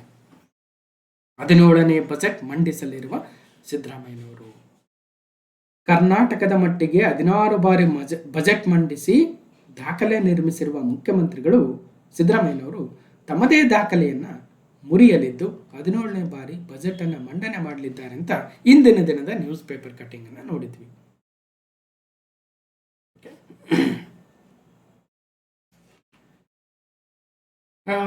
ಇನ್ನೊಂದು ಪೇಪರಲ್ಲಿ ಮುಖ್ಯಮಂತ್ರಿಯಾಗಿ 9ನೇ ಆಯವ್ಯಯ ಅಂತ ಅವರೇ ದೊಡ್ಡ ಹೆಡ್ಡಿಂಗ್ ಅಲ್ಲಿ ಕೊಟ್ಟಿದ್ದಾರೆ. ಆಗ ನಮಗೆ ಕನ್ಫ್ಯೂಷನ್ ಸ್ಟಾರ್ಟ್ ಆಗೇ ಆಗುತ್ತೆ. ಹೌದಾ, 9ನೇ ಬಾರಿನ ಮುಖ್ಯಮಂತ್ರಿಗಳಾಗಿ 10ನೇ ಬಾರಿನ ಅಂತ. ಇರಲಿ, ಹಣಕಾಸು ಸಚಿವರಾಗಿ 17ನೇ ಬಾರಿಗೆ, ಮುಖ್ಯಮಂತ್ರಿಗಳಾಗಿ 9ನೇ ಬಾರಿಗೆ ಮಂಡಿಸಲಿರುವ ಬಜೆಟ್ ಬಗ್ಗೆ ಸಾಕಷ್ಟು ನಿರೀಕ್ಷೆಗಳು ಇದಾವೆ ಅಂತ ಒಂದು ಪೇಪರಲ್ಲಿ ಕೊಟ್ಟಿದ್ರೆ ನೋಡಿರ್ಬೋದು. ಬಟ್ ನಾವು ಕೂಡ ನಮ್ಮದೇ ಒಂದು ಬೇರೆ ಬೇರೆ ಕಡೆ ಸೋರ್ಸಿಂದ ತಂದು ಇಲ್ಲ ಅವ್ರದ್ದು 10ನೇ ಬಾರಿ ಬಜೆಟ್ ಮಂಡಿಸ್ತಾ ಇರ್ತಕ್ಕಂಥದ್ದು ಮುಖ್ಯಮಂತ್ರಿಗಳಾಗಿ ಅಂತ ನಮಗೆ ಅನಿಸ್ತಾ ಇದೆ. ಹಾಗಾಗಿ ಈ ಥರ ಕನ್ಫ್ಯೂಷನ್ ಇರಲಿ, ಎಕ್ಸಾಮಲ್ಲಿ ಕೂಡ ಕೇಳಲ್ಲ. ಕ್ಲಾಸ್ ನಂಬರ್ 1041 ಒಂದು ಪ್ರಶ್ನೆ ನಾವು ಒಂದು ಕ್ಲಾಸಲ್ಲಿ ಮಾತಾಡಿದ್ವಿ. K708 ಹುದ್ದೆಗಳ ನಾಲೆಜ್ಗೆ ST ಎಕ್ಸಾಮ್ ಏನಾಗಿತ್ತು ಮೊನ್ನೆ 25/1/2026, ಅದರಲ್ಲಿ 30 ಕರೆಂಟ್ ಅಫೇರ್ಸ್ ಬಂದಿದ್ದು. ಒಂದು ಪ್ರಶ್ನೆ ಇತ್ತು, ಏನಂತ, ಕರ್ನಾಟಕದ ಮುಖ್ಯಮಂತ್ರಿಗಳು ಶ್ರೀ ಸಿದ್ದರಾಮಯ್ಯನವರು ಜನವರಿ 6, 2026 ಅತಿ ಹೆಚ್ಚು ಕಾಲ ಕರ್ನಾಟಕದ ಮುಖ್ಯಮಂತ್ರಿಗಳಾಗಿ ಸೇವೆ ಸಲ್ಲಿಸಿದ ದಾಖಲೆಯನ್ನು ಸರಿಗಟ್ಟಿದ್ರು. ಆ ಮುಖ್ಯಮಂತ್ರಿಗಳು ಅಂದರೆ ಯಾರ ದಾಖಲೆ ಸರಿಗಟ್ಟಿದ್ರಲ್ವ ಆ ಮುಖ್ಯಮಂತ್ರಿಗಳು ಯಾರು ಮತ್ತು ಅವರು ಎಷ್ಟು ದಿನ ಮುಖ್ಯಮಂತ್ರಿಗಳಾಗಿದ್ರು ಅಂತ ಪ್ರಶ್ನೆ ಕೇಳಿದ್ರು. ನೋಡೋದಕ್ಕೆ ಇಲ್ಲ ನಾನು ಹೇಳ್ತಾ ಇದ್ದೆ ಅತಿ ದೀರ್ಘಕಾಲ ಮುಖ್ಯಮಂತ್ರಿಗಳಾಗದ ದಾಖಲೆ ಮುರಿದಿದ್ದಾರೆ ಅಂತ ಅಲ್ವಾ. ಅಂಥವೆಲ್ಲ ಕೇಳ್ತಾರ ಅಂದರೆ ನೋಡಿ ಯಾವ ಥರ ಕೇಳ್ತಾ ಇದ್ದಾರೆ KA ದವರು. ಹೌದು, ದೇವರಾಜ ಅರಸರವರ ದಾಖಲೆ ಮುರಿದ್ರು ಅಂತ ನಮಗೂ ನಿಮ್ಗೆಲ್ರಿಗೂ ಗೊತ್ತು. ಬಟ್ ಎಷ್ಟು ದಿನ ಅಂತ ಕನ್ಫ್ಯೂಸ್ ಆಗ್ಬಿಟ್ರೆ 1 ಮಾರ್ಕ್ಸ್ ಹೋಯ್ತು. ಯಾಕಂದರೆ ನಮ್ಮನ್ನು ಎಷ್ಟು ಕನ್ಫ್ಯೂಷನ್ ಮಾಡಿಸ್ತಾ ಇದ್ದಾರೆ. ದೇವರಾಜ ಅರಸರವರ ಹೆಸರು 2 ಬಾರಿ ಮತ್ತು 2 ನಂಬರ್ ಬೇರೆ ಬೇರೆ ಕೊಟ್ಟಿದ್ದಾರೆ. ಸ್ವಲ್ಪ ಅಂಕಿಅಂಶಗಳ ಮೇಲೆ ಗಮನ ಇರಲಿ. ಇದನ್ನು ನಾವು ಜನವರಿ 2026 ನಮ್ಮ ಪ್ರಚಲಿತ ಘಟನೆಗಳ ಡಿಸ್ಕಷನ್ ಪಾರ್ಟ್ 1ನಲ್ಲಿ ಮಾತಾಡಿದ್ವಿ. 2026 ಜನವರಿ 7 ಅವರು ನೋಡಿ 2026 ಜನವರಿ 6ಕ್ಕೆ ಸರಿಗಟ್ಟಿದ್ರು. ನಾವು ಜನವರಿ 7ಕ್ಕೆ ದಾಖಲೆ ಮುರಿದೋದ್ರ ಬಗ್ಗೆ ಮಾತಾಡ್ತಾ ಇದ್ದೀವಿ. ಕರ್ನಾಟಕದ ಮುಖ್ಯಮಂತ್ರಿಗಳು ಸಿದ್ದರಾಮಯ್ಯನವರು ದೇವರಾಜ ಅರಸರವರ ದಾಖಲೆಯನ್ನು ಮೀರಿ ರಾಜ್ಯದ ಅತಿ ದೀರ್ಘಕಾಲ ಸೇವೆ ಸಲ್ಲಿಸಿದ ಮುಖ್ಯಮಂತ್ರಿಗಳಾದರು ಅಂತ ಕರೆಂಟ್ ಅಫೇರ್ಸಲ್ಲಿ ಮಾತಾಡಿದ್ವಿ. ಸಿದ್ದರಾಮಯ್ಯ ಕರ್ನಾಟಕದ ದೀರ್ಘಾವಧಿ ಮುಖ್ಯಮಂತ್ರಿ. ಜನವರಿ 6ಕ್ಕೆ ದೇವರಾಜ ಅರಸರವರ ದಾಖಲೆಗೆ ಸರಿಸಮ 7ಕ್ಕೆ ದಾಖಲೆ ಮುರಿದಿದ್ದಾರೆ. ಸೊ ಅರಸು ಸತತ 2792 ದಿನಗಳ ಕಾಲ ಮುಖ್ಯಮಂತ್ರಿಗಳಾಗಿದ್ದರು ಸತತವಾಗಿ. ಸಿದ್ದರಾಮಯ್ಯನವರು ಅವ್ರ ದಾಖಲೆ ಮುರಿದಿದ್ದಾರೆ. ಬಟ್ ಬ್ರೇಕ್ ಇತ್ತು 2013ರಿಂದ 2018 ಒಂದು ಅವಧಿ. 2023ಕ್ಕೆ ಮತ್ತೆ ಮುಖ್ಯಮಂತ್ರಿಗಳಾದರು.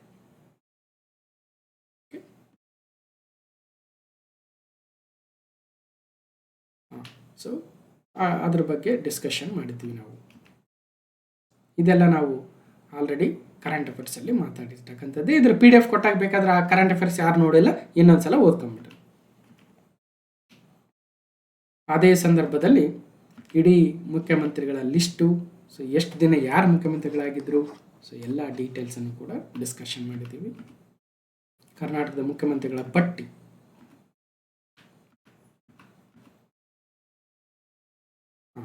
ಮತ್ತು ಈ ಬಜೆಟ್ ಬಗ್ಗೆ ಕಲಾಪ ಆರಂಭವಾಗುತ್ತಿದ್ದಂತೆಯೇ ಸಭಾಧ್ಯಕ್ಷ UT ಖಾದರ್ ಅವರು ಎಲ್ಲ ಸದಸ್ಯರಿಗೆ ಸಂವಿಧಾನದ ಪ್ರಸ್ತಾವನೆಯನ್ನು ಬೋಧಿಸಿದರು. 1.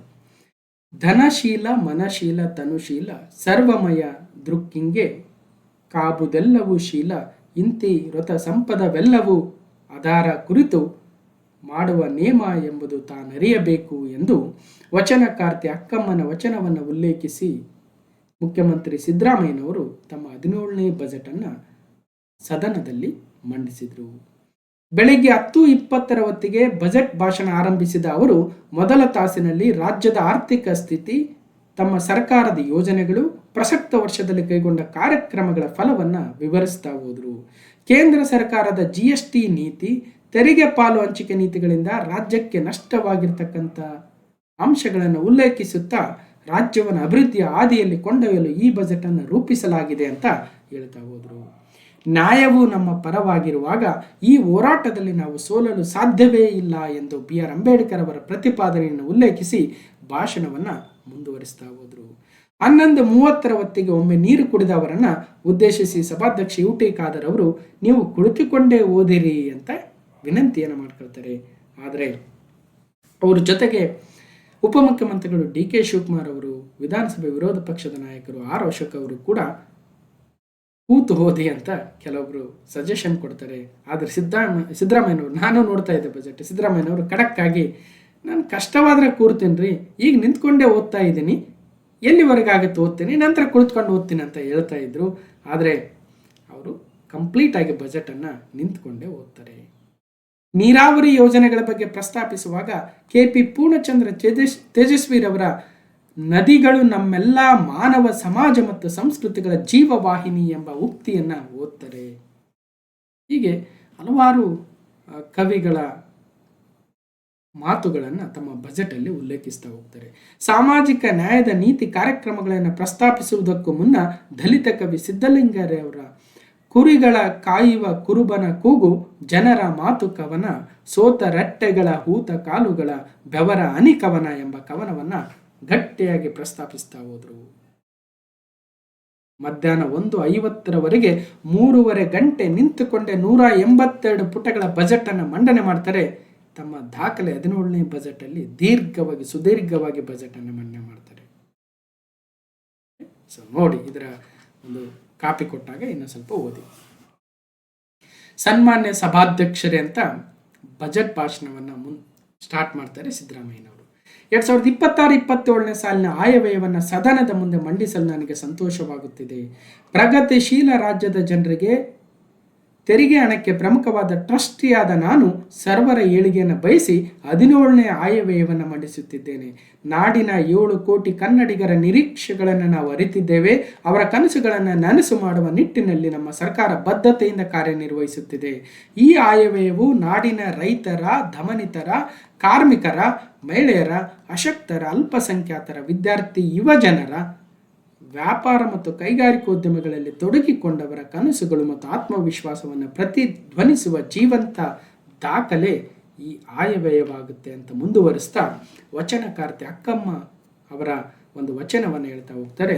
ಧನಶೀಲ, ಮನಶೀಲ, ತನುಶೀಲ, ಸರ್ವಮಯ ದೃಕ್ಕಿಂಗೆ ಕಾಂಬುದೆಲ್ಲವೂ ಶೀಲ, ಇಂತಿ ವೃತ ಸಂಪದವೆಲ್ಲವೂ ಆಧಾರ ಕುರಿತು ಮಾಡುವ ನೇಮ ಎಂಬುದು ತಾನರಿಯಬೇಕು ಅಂತ ವಚನವನ್ನು ಉಲ್ಲೇಖಿಸ್ತಾ, ನಾವು ರೂಪಿಸುವ ಯೋಜನೆಗಳು, ವಿನಿಯೋಗಿಸುವ ಅನುದಾನಗಳು ಯಾರ ಏಳಿಗೆಯನ್ನು ಬಯಸುತ್ತವೆ, ಅವುಗಳು ಸದುದ್ದೇಶದಿಂದ ರೂಪುಗೊಂಡಿವೆಯೇ ಎಂಬುದನ್ನು ಅರಿತು ಮುನ್ನಡೆಯಬೇಕಾಗಿದೆ. ಅಂದರೆ ಸರ್ಕಾರ ತರ್ತಕ್ಕಂತಹ ಯೋಜನೆಗಳು, ಅದು ವಿನಿಯೋಗಿಸ್ತಕ್ಕಂತಹ ಅನುದಾನಗಳು ಯಾರ ಏಳಿಗೆಯನ್ನು ಬಯಸ್ತಾ ಇದ್ದಾವೆ, ಅವುಗಳು ಸದುದ್ದೇಶದಿಂದ ರೂಪುಗೊಂಡಿವೆಯಾ ಇಲ್ವಾ ಎಂಬುದನ್ನು ಅರಿಬೇಕು ಅಂತ ಹೇಳ್ತಾ ಇದ್ರು.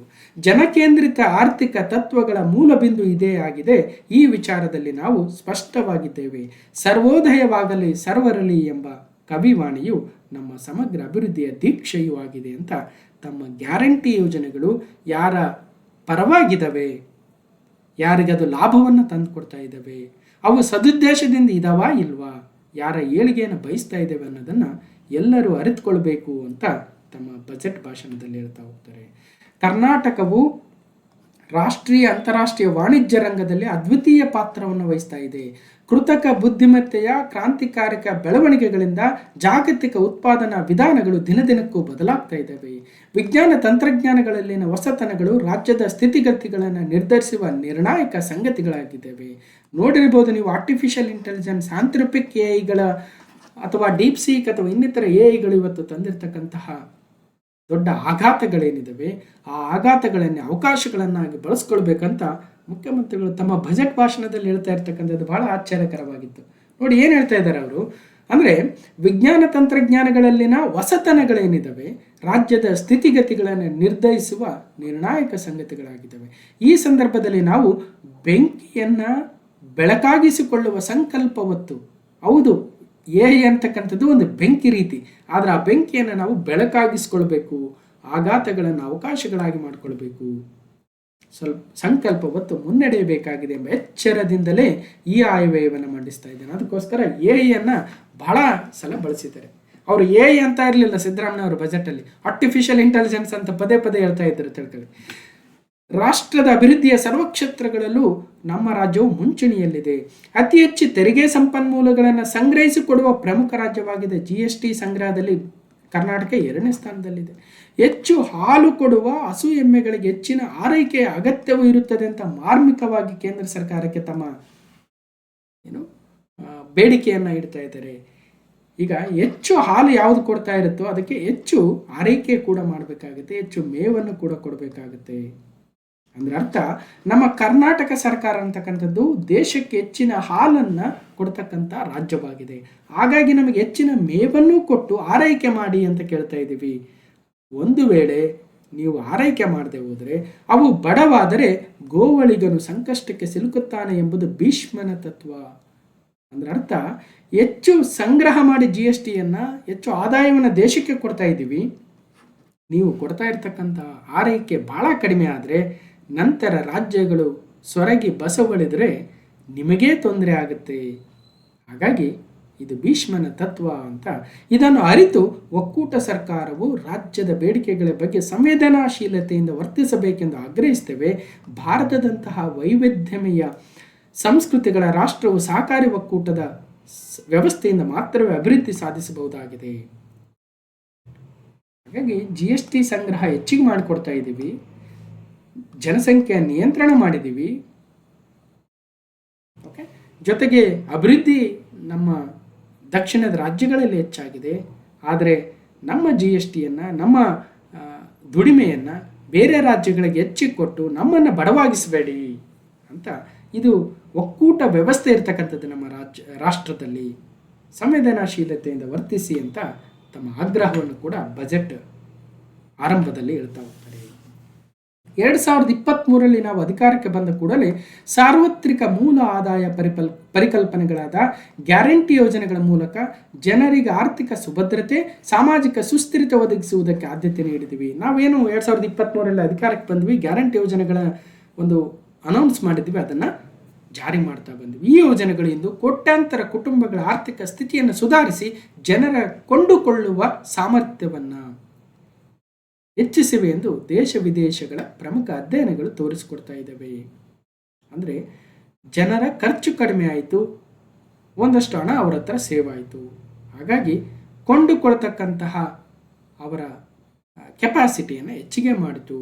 ಇದೆಲ್ಲವೂ ಕೂಡ ನಮ್ಮ ಪರ್ ಕ್ಯಾಪಿಟಲ್ ಇನ್ಕಮ್ಮಲ್ಲೂ ಹೆಚ್ಚಿನ ಬೆಳವಣಿಗೆಯನ್ನು ಕಂಡ್ವಿ ಅಂತ ಹೇಳ್ತಾ ಇದ್ದಾರೆ. ಕಲ್ಯಾಣ ಯೋಜನೆಗಳ ಜೊತೆಗೆ ಹೆಚ್ಚಿನ ಬಂಡವಾಳ ಹೂಡಿಕೆ, ಮೂಲಸೌಕರ್ಯ ಅಭಿವೃದ್ಧಿ, ದೀರ್ಘಕಾಲೀನ ಆರ್ಥಿಕ ಪರಿವರ್ತನೆಗಳತ್ತಲೂ ಗಮನ ಹರಿಸಿದ್ದೇವೆ. ಮಾನವ ಅಭಿವೃದ್ಧಿಯಲ್ಲಿನ ಹೂಡಿಕೆಯನ್ನು ನಿರ್ಲಕ್ಷಿಸಿದ ಆರ್ಥಿಕ ಅಭಿವೃದ್ಧಿಯು ಅಸ್ಥಿರ ಮಾತ್ರವಲ್ಲ, ಅನೈತಿಕವಾದುದು ಎಂಬ ಅಮರ್ತ್ಯ ಸೇನ್ ಅವರ ಪ್ರಮೇಯವನ್ನು ಅರಿತು ಜನಕಲ್ಯಾಣದ ಯೋಜನೆಗಳಿಗಾಗಿ ಹೂಡಿಕೆ ಮಾಡುತ್ತಿದ್ದೇವೆ. ನೋಡಿ, ಅಮರ್ತ್ಯ ಸೇನ್ ಅವರ ಒಂದು ಥಿಯರಿಯನ್ನು ಕೂಡ ಇಲ್ಲಿ ಹೇಳ್ತಾ ಹೋಗ್ತಾರೆ. ಮಾನವ ಅಭಿವೃದ್ಧಿಯಲ್ಲಿನ ಹೂಡಿಕೆಯನ್ನು ನಿರ್ಲಕ್ಷಿಸಿದ ಆರ್ಥಿಕ ಅಭಿವೃದ್ಧಿ ಅಸ್ಥಿರವಾಗಿರುತ್ತದೆ ಮಾತ್ರವಲ್ಲ, ಅನೈತಿಕವಾದದ್ದು ಅಂತ ಹೇಳ್ತಾರೆ. ಅಂದರೆ ಒಂದು ದೇಶದ, ಒಂದು ರಾಜ್ಯದ ಆರ್ಥಿಕ ಅಭಿವೃದ್ಧಿ ಆಗಿದೆ ಅಂದಾಗ ಅದರಲ್ಲಿ ಮಾನವ ಅಭಿವೃದ್ಧಿಯೂ ಆಗಿರಬೇಕು. ಇಲ್ಲದೆ ಹೋದರೆ ಅಂತಹ ಆರ್ಥಿಕ ಅಭಿವೃದ್ಧಿಯು ಅದು ಅಸ್ಥಿರವಾಗಿರುತ್ತದೆ. ಮಾನವನ ಅಭಿವೃದ್ಧಿಯ ಜೊತೆಗಾಗಿರ್ತಕ್ಕಂಥ ಆರ್ಥಿಕ ಅಭಿವೃದ್ಧಿ ಸ್ಥಿರವಾಗಿರುತ್ತದೆ ಅನ್ನುವ ಥಿಯರಿಯನ್ನು ಇಲ್ಲಿ ಉಲ್ಲೇಖಿಸ್ತಾ ಹೋಗ್ತಾರೆ.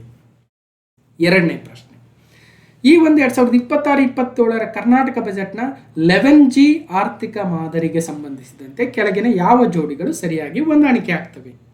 Regarding the 11G economic model of Karnataka budget 2026-27 which of the following pairs are correctly matched ಅಂತ.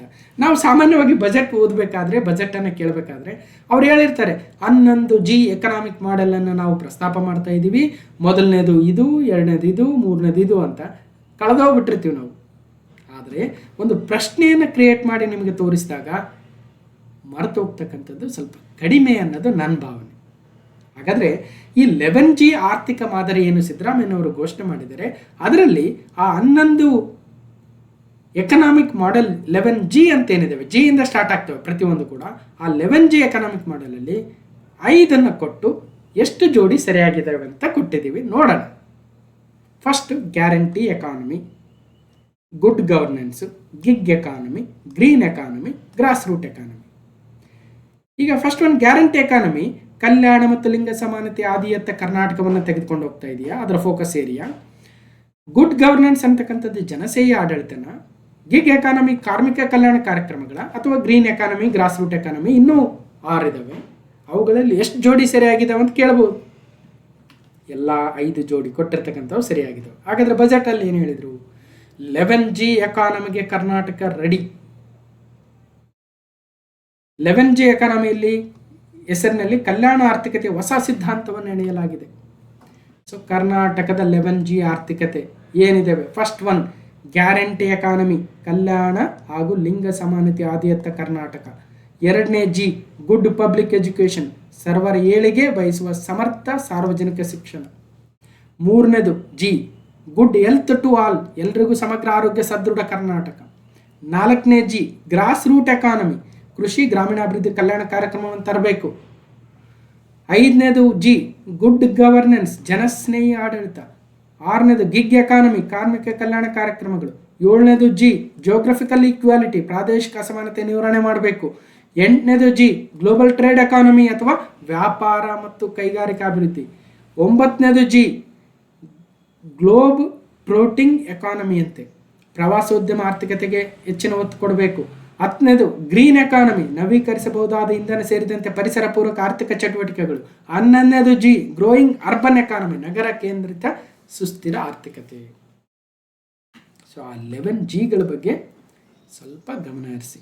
ನಾವು ಕರ್ನಾಟಕದ್ದೇ ಆದ ಸಶಕ್ತ ಮತ್ತು ಸುಸ್ಥಿರ ಅಭಿವೃದ್ಧಿ ಮಾದರಿಗಳನ್ನು ರೂಪಿಸುತ್ತಿದ್ದೇವೆ.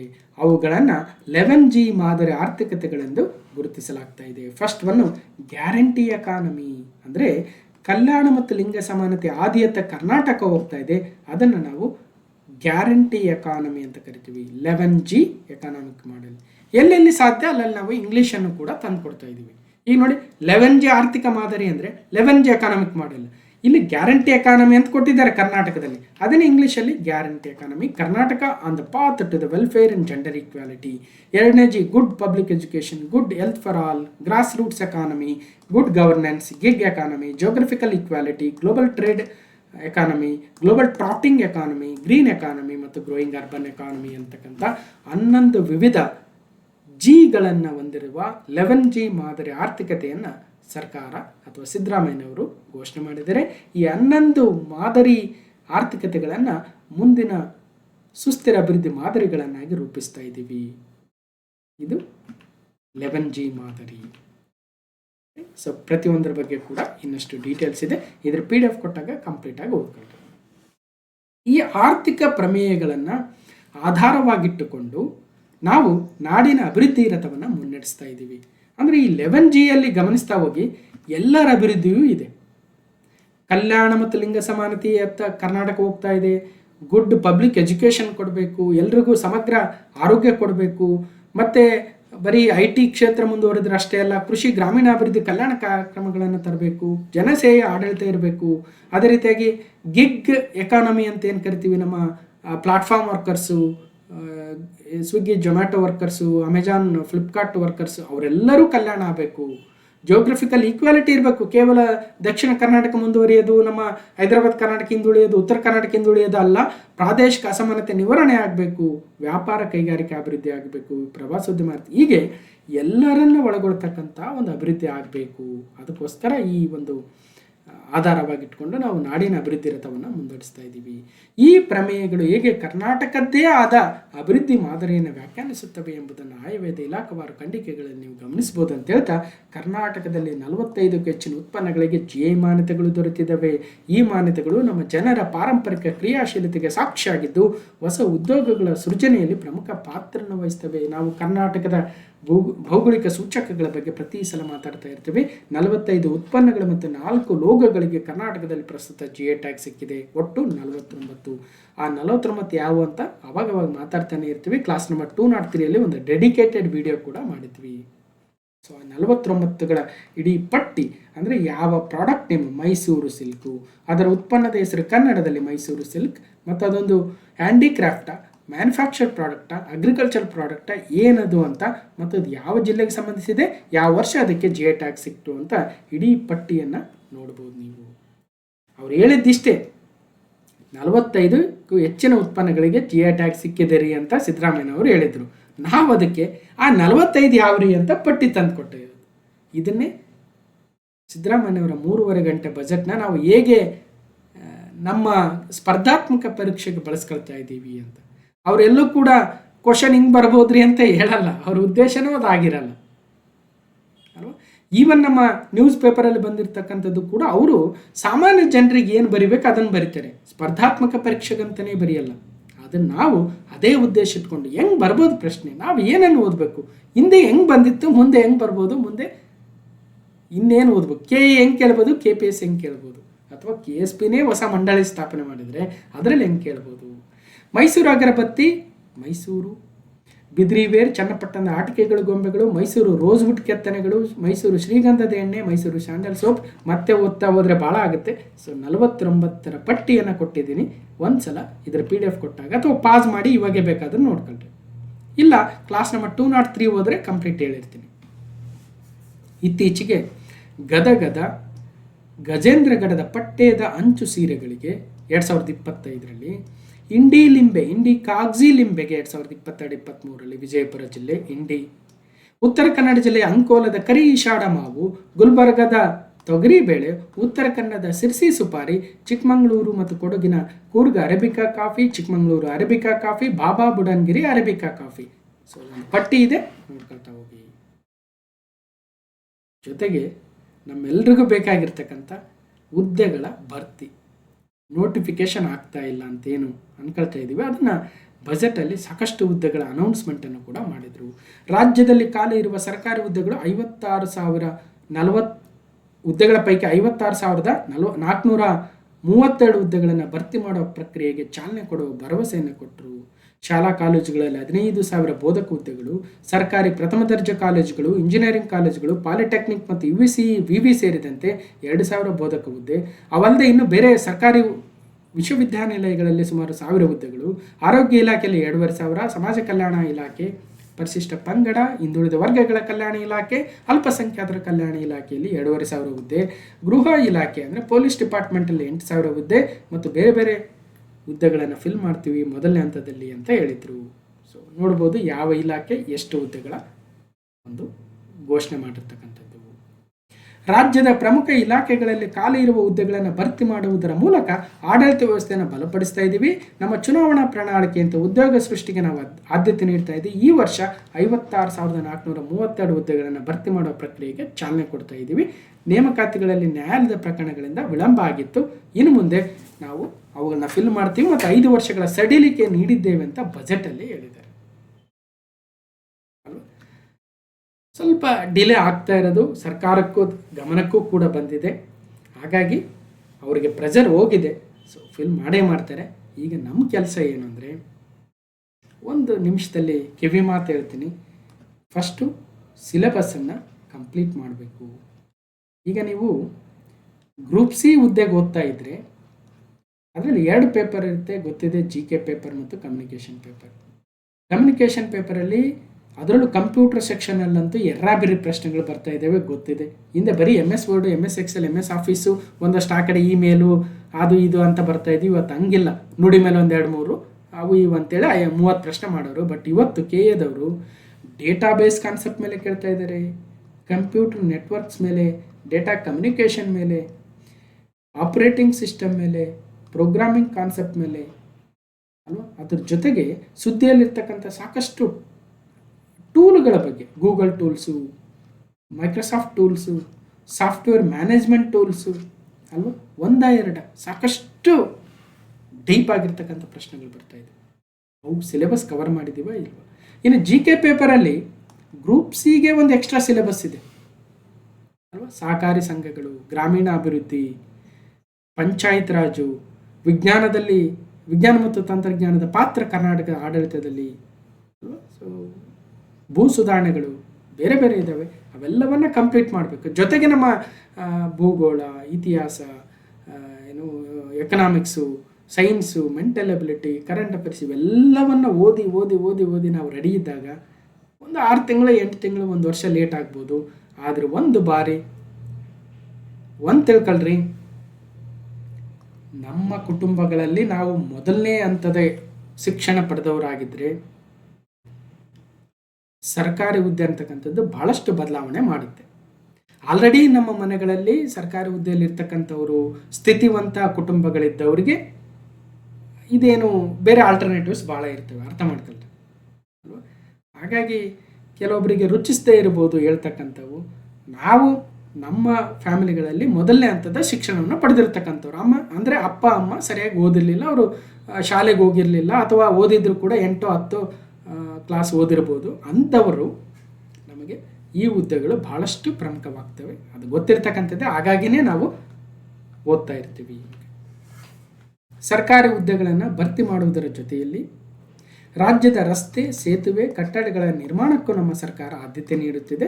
ಇಲಾಖಾವಾರು ನೀಡುವ ಅನುದಾನಗಳನ್ನು ಹೊರತುಪಡಿಸಿ ಕಳೆದ ವರ್ಷ ರಸ್ತೆ ಮತ್ತು ಮೂಲಸೌಕರ್ಯಗಳ ಅಭಿವೃದ್ಧಿಗಾಗಿ ಮುಖ್ಯಮಂತ್ರಿ ಮೂಲಸೌಕರ್ಯ ಅಭಿವೃದ್ಧಿ ಕಾರ್ಯಕ್ರಮವನ್ನು ಜಾರಿಗೊಳಿಸಿ 8,600 ಕೋಟಿ ರೂಪಾಯಿಗಳ ಕಾಮಗಾರಿಗಳನ್ನು ತೆಗೆದುಕೊಳ್ಳಲಾಗಿದೆ. ಇದರ ಎರಡನೇ ಹಂತವಾಗಿ 2026-27ನೇ ಸಾಲಿನಲ್ಲಿ 4,000 ಕೋಟಿ ರೂಪಾಯಿ ಮೊತ್ತದ ಕಾಮಗಾರಿಗಳನ್ನು ಕೈಗೆತ್ತಿಕೊಳ್ತಾ ಇದ್ದೀವಿ. ಅಂದರೆ ಸ್ವಲ್ಪ ರಸ್ತೆಗಳು, ಮೂಲಸೌಕರ್ಯಗಳು ಭಾಳ ಯಾಕೋ ಡೆವಲಪ್ ಆಗಿರಲಿಲ್ಲ, ಸ್ವಲ್ಪ ಕಳೆದ ವರ್ಷದಿಂದ ಮತ್ತೆ ಕೆಲಸಗಳು ಸ್ಟಾರ್ಟ್ ಆಗಿದ್ದಾವೆ. Chief ministers infrastructure development program ಅಡಿಯಲ್ಲಿ 8,600 ಕೋಟಿ ರೂಪಾಯಿಗಳ ಕೆಲಸವನ್ನು ಮಾಡ್ತಾ ಇದ್ದಾರೆ. ವಸತಿ ರಹಿತರಿಗೆ ಮನೆಗಳು, ನಿರುದ್ಯೋಗಿ ಯುವಜನರಿಗೆ ಸ್ವಯಂ ಉದ್ಯೋಗಗಳನ್ನು ಕಲ್ಪಿಸಿಕೊಳ್ಳಲು ಒಂದಷ್ಟು ಯೋಜನೆಗಳನ್ನು ತರ್ತಾ ಇದ್ದೀವಿ ಅಂತ ಹೇಳಿದ್ದಾರೆ. ಸೊ ನೋಡ್ಬೋದು. ಓಕೆ, ಇನ್ನು ಕ್ವಶನ್ ನಂಬರ್ 3, ಈ ಒಂದು 2026-27ರ ಬಜೆಟ್ ಪ್ರಕಾರ ಕೆಳಗಿನ ಯಾವ ಹೇಳಿಕೆಗಳು ಸರಿಯಾಗಿದೆ? First one, professor M Govinda Rao ಸಮಿತಿಯ ಶಿಫಾರಸುಗಳಿಗೆ ತಾತ್ವಿಕ ಅನುಮೋದನೆ ನೀಡಲಾಗಿದೆ. ಸರಿನಾ ತಪ್ಪ? ಹಾಗಾದರೆ ಗೋವಿಂದರಾವ್ ಸಮಿತಿ ಯಾವುದಕ್ಕೆ ಸಂಬಂಧಿಸಿದೆ? ಅವ್ರು ಏನು ರೆಕಮೆಂಡೇಶನ್ ಕೊಟ್ಟಿದ್ದಾರೆ? ಅವರ ರೆಕಮೆಂಡೇಶನಲ್ಲಿರ್ತಕ್ಕಂಥ ವಿವಿಧ ಅಂಶಗಳೇನೇನು ಅಲ್ವಾ? ಸೊ ಭಾಳ ಇಂಪಾರ್ಟೆಂಟ್ ಇವೆಲ್ಲ. The recommendations of the professor M Govinda Rao committee have been approved in principle. ನೋಡೋಣ ಸರಿನಾ ತಪ್ಪ. ಎರಡನೇ ಹೇಳಿಕೆ, ರಾಜ್ಯ ನೀತಿ ಮತ್ತು ಯೋಜನಾ ಆಯೋಗ, 5ನೇ ಹಣಕಾಸು ಆಯೋಗ, ಆಡಳಿತ ಸುಧಾರಣಾ ಆಯೋಗಗಳ ಶಿಫಾರಸುಗಳನ್ನು ಪರಿಶೀಲಿಸಿ ಅನುಷ್ಠಾನಗೊಳಿಸಲಾಗುವುದು ಅಂತ ಹೇಳಿದ್ರ. ಮೂರನೇದು, beyond Bengaluru concept focus on developing Tier 2 and Tier 3 cities in the state. So ಈ ಬಿಯಾಂಡ್ ಬೆಂಗಳೂರು ಅಂತಕ್ಕಂಥದ್ದು ಬೆಂಗಳೂರಿನ ಆಚೆ 2ನೇ ಮತ್ತು 3ನೇ ಹಂತದ ನಗರಗಳನ್ನು ಅಭಿವೃದ್ಧಿಪಡಿಸುವತ್ತ ಗಮನ ಹರಿಸಿದೆಯಾ ಅಂದರೆ ಈ 3 ಹೇಳಿಕೆಗಳು ಕೂಡ ಸರಿಯಾಗಿದ್ದಾವೆ. ಹಾಗಾದರೆ ಏನು ಹೇಳ್ತಾ ಇದ್ದಾರೆ ತಮ್ಮ ಬಜೆಟಲ್ಲಿ? ಪ್ರಾದೇಶಿಕ ಅಸಮತೋಲನ ನಿವಾರಣಾ ನಿಟ್ಟಿನಲ್ಲಿ ಪ್ರೊಫೆಸರ್ ಎಂ ಗೋವಿಂದರಾವ್ ಅವರ ವರದಿ ಶಿಫಾರಸಿನಂತೆ ಕ್ರಮ. ಈ ವರ್ಷ 4,791 ಕೋಟಿ ರೂಪಾಯಿಗಳ ಮೀಸಲು ಕೇಳಬಹುದು. ಪ್ರೊಫೆಸರ್ ಎಂ ಗೋವಿಂದರಾವ್ ಅವರ ಸಮಿತಿಯ ವರದಿಯ ಶಿಫಾರಸುಗಳನ್ನು ಜಾರಿಗೊಳಿಸಲು 2026-27ರ ಬಜೆಟಲ್ಲಿ ಸಿದ್ದರಾಮಯ್ಯನವರು ಎಷ್ಟು ಹಣವನ್ನು ಮೀಸಲಿರಿಸಿದರೆ 4,791 ಕೋಟಿ ರೂಪಾಯಿಗಳನ್ನು ಗಮನಹರಿಸಿ. ತಮ್ಮ 13ನೇ ಪಾಯಿಂಟಲ್ಲಿ ಹೇಳ್ತಾ ಹೋಗ್ತಾರೆ, ಪ್ರಾದೇಶಿಕ ಅಸಮತೋಲನ ನಿವಾರಣೆಗೆ ಮತ್ತಷ್ಟು ಹೆಚ್ಚಿನ ಆದ್ಯತೆ ನೀಡುತ್ತಿದ್ದೇವೆ. ಪ್ರೊಫೆಸರ್ ಎಂ ಗೋವಿಂದರಾವ್ ಸಮಿತಿಯ ಶಿಫಾರಸುಗಳಿಗೆ ಇನ್ ಪ್ರಿನ್ಸಿಪಲ್ ತಾತ್ವಿಕ ಅನುಮೋದನೆ ನೀಡಲಾಗಿದೆ. ರಾಜ್ಯ ನೀತಿ ಮತ್ತು ಯೋಜನಾ ಆಯೋಗ ಇದರ ಅಧ್ಯಕ್ಷರ್ಯಾರು? 5ನೇ ಹಣಕಾಸು ಆಯೋಗ ಇದರ ಅಧ್ಯಕ್ಷರ್ಯಾರು? ಆಡಳಿತ ಸುಧಾರಣೆಗಳ ಆಯೋಗ ಇದರ ಅಧ್ಯಕ್ಷರ್ಯಾರು? ಶಿಫಾರಸುಗಳನ್ನು ಪರಿಶೀಲಿಸಿ ಅನುಷ್ಠಾನಗೊಳಿಸಲು ಬದ್ಧರಾಗಿದ್ದೇವೆ ಅಂತ ಮಾತ್ರ ಬಜೆಟ್ ಕಾಪಿಯಲ್ಲಿ ಹೇಳ್ತಾರೆ. ಹಾಗಾದರೆ ಆಡಳಿತ ಸುಧಾರಣಾ ಆಯೋಗ, 5ನೇ ಹಣಕಾಸು ಆಯೋಗ, ರಾಜ್ಯ ನೀತಿ ಮತ್ತು ಯೋಜನಾ ಆಯೋಗ ಇದರ ಅಧ್ಯಕ್ಷತೆ, ಇದರ ಶಿಫಾರಸುಗಳು ಏನೇನು ಅಂತ ಅವಾಗವಾಗ ಕರೆಂಟ್ ಅಫೇರ್ಸಲ್ಲಿ ಬಂದಿರ್ತವೆ, ಅಬ್ಸರ್ವ್ ಮಾಡಿರಬೇಕು. ಯಾವ ಪೇಪರ್ ಅವರು, ಯಾವ ಈವನ್ CM ಅವರೇ ಬಜೆಟಲ್ಲಿ ಅದರ ಅಧ್ಯಕ್ಷರು ಯಾರು ಅಂತ ಹೇಳಲ್ಲ. ಓಕೆ,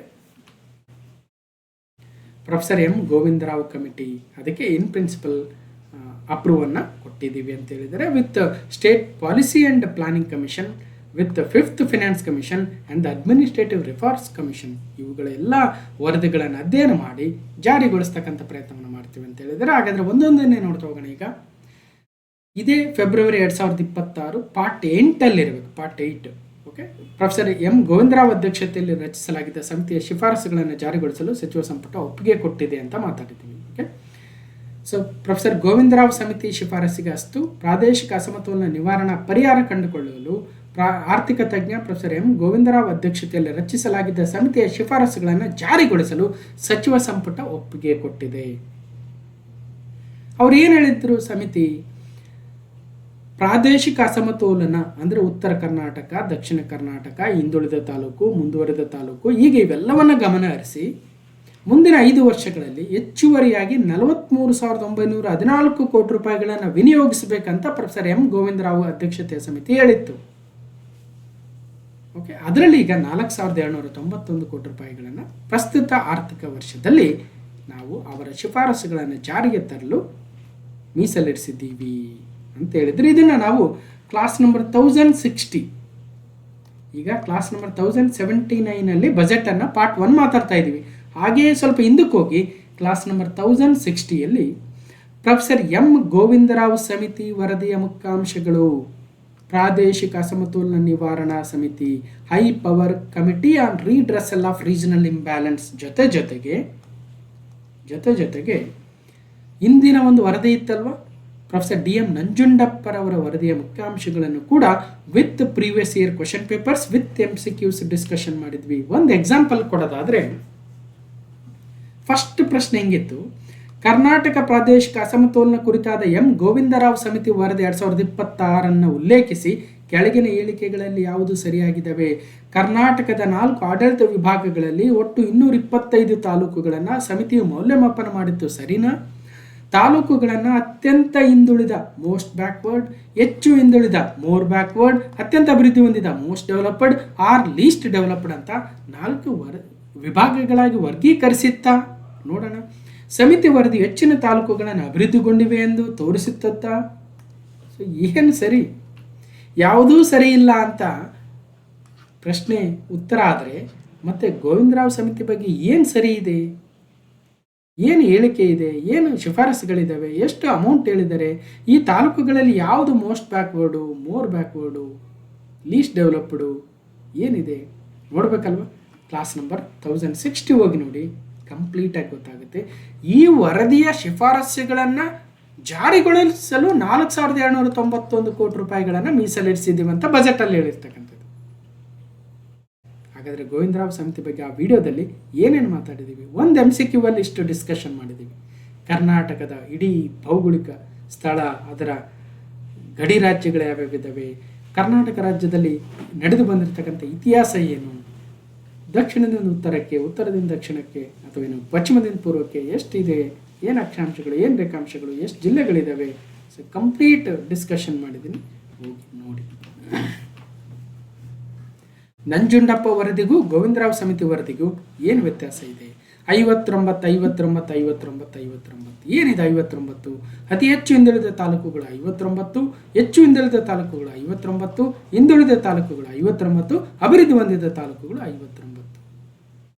ಜೊತೆಗೆ 1074 ಕ್ಲಾಸ್ ನಂಬರ್ ಫೆಬ್ರವರಿ 2026 ಪಾರ್ಟ್ 8 ಸರ್ಕಾರಿ ಪ್ರೌಢಶಾಲೆಗಳಲ್ಲಿ ವಿದ್ಯಾರ್ಥಿನಿಯರಿಗೆ ಉಚಿತ ಬೈಸಿಕಲ್ ವಿತರಣಾ ಕಾರ್ಯಕ್ರಮವನ್ನು ಪುನರಾರಂಭಿಸಲು ಕರ್ನಾಟಕ ರಾಜ್ಯ ನೀತಿ ಮತ್ತು ಯೋಜನಾ ಆಯೋಗ ಶಿಫಾರಸು ಮಾಡಿತ್ತು.